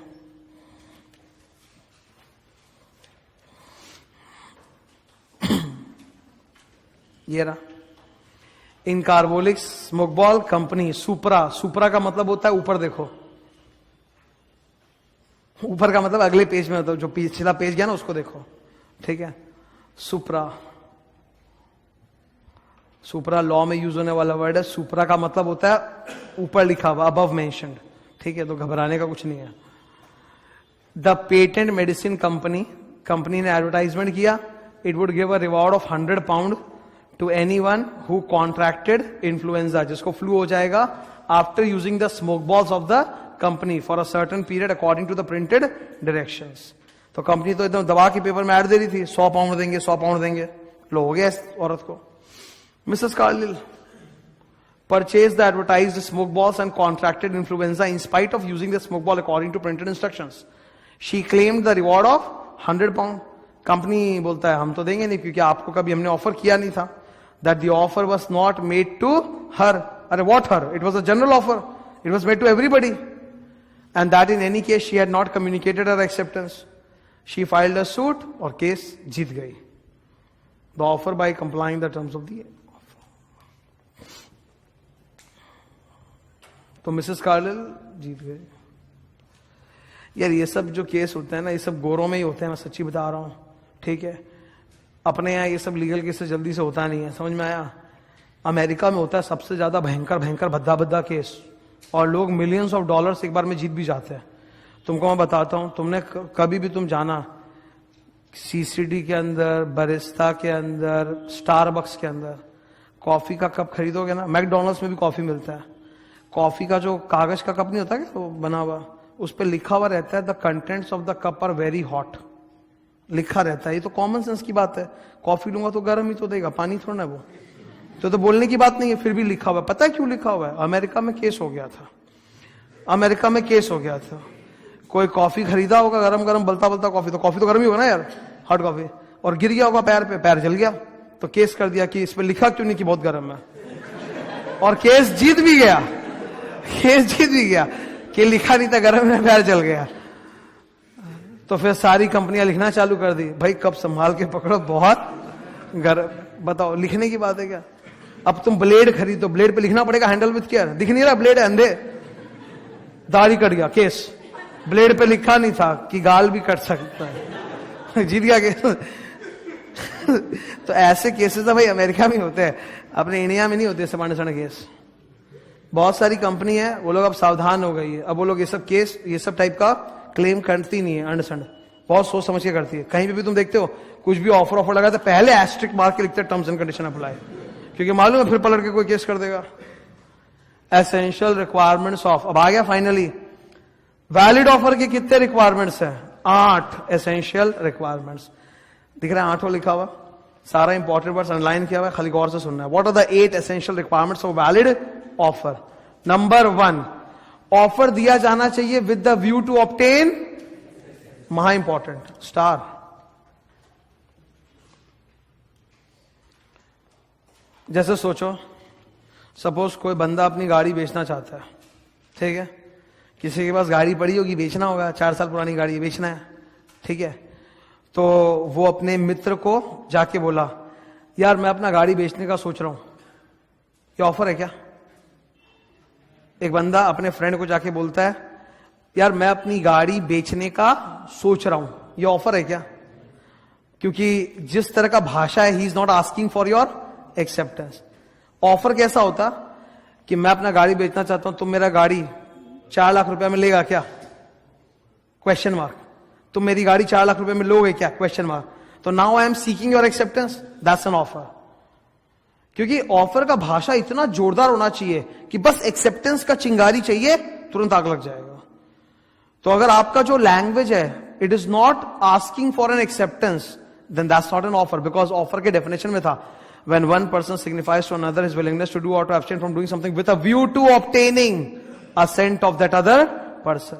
तो आपका लैंग्वेज ऐसा होना चाहिए कि आपको एक्सेप्टेंस चाहिए। खाली आप अपने दोस्त का बोल दोगे मैं अपनी गाड़ी बेचने का सोच रहा हूं, तो I am not asking for acceptance, so that's not an offer, that is just a declaration of intention, कि मैंने अपना इंटेंशन डिक्लेयर किया दुनिया को कि दुनिया वालों मैं अपनी गाड़ी बेचना चाहता हूं, मैं किसी को ऑफर दे ही नहीं रहा। Second, offer must be made with the intention of creating legal relation, legal intention चाहिए तो अपने पहले सीख के आ गए, लीगल इंटेंशन चाहिए, ठीक है।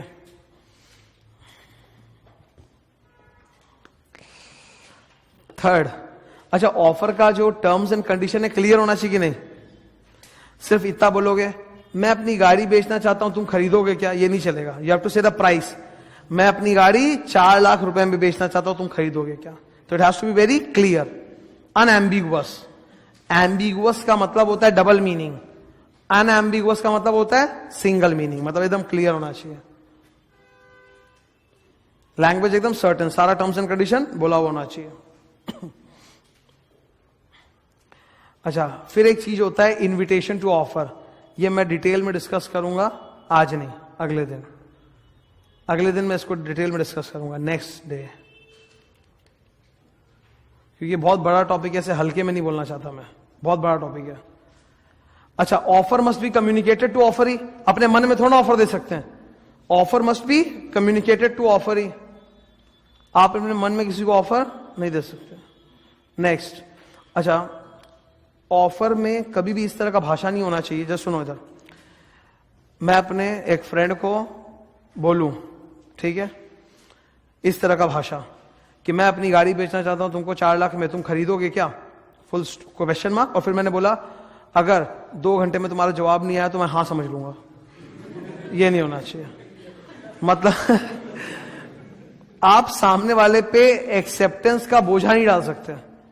Acceptance has to be active, समझ रहे हो, acceptance has to be active, it can not be a passive acceptance. तुम्हारी खामोशी में तुम्हारी हाँ 1 घंटा है, कुछ नहीं है, ठीक है, तुम्हारी खामोशी में हाँ नहीं है, समझ गए। यहां क्या लिखा है, the offer must not contain a term the non compliance of which may be assume to be acceptance. तो डीम्ड एक्सेप्टेंस नहीं होता, एक्टिव एक्सेप्टेंस होगा। मैं इस तरह नहीं बोल सकता कि अगर आपने ये नहीं किया तो मैं समझ जाऊंगा कि हाँ है, ऐसा नहीं हो सकता। खामोशी में हाँ नहीं है, ठीक है। Tender is an offer.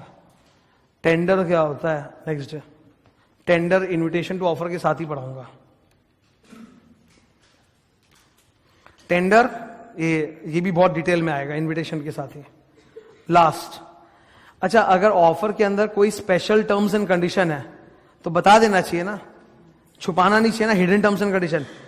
हम होटल में चेक इन करते हैं, हमसे पहले बता दिया था special terms and condition. Flight का टिकट बुक करते हो, ट्रेन का टिकट बुक करते हो, पहले से टर्म्स एंड कंडीशन टिक मारना पड़ता है। The special terms and conditions must be brought to the notice of the offeree at the time the offer is made.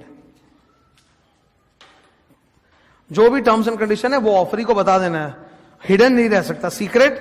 अगर आपने छुपा कर टर्म्स एंड कंडीशन एक्सेप्टेंस करवाया तो फिर वो वॉइड हो जाएगा। तो all the terms and condition must be brought to the knowledge of offeree. ये दिख रहा है 8 एसेंशियल्स है, 2 मैंने बोला नेक्स्ट डे, ये टॉपिक नेक्स्ट डे कंटिन्यू चलेगा यहां से, विच इज थर्सडे 11 बजे।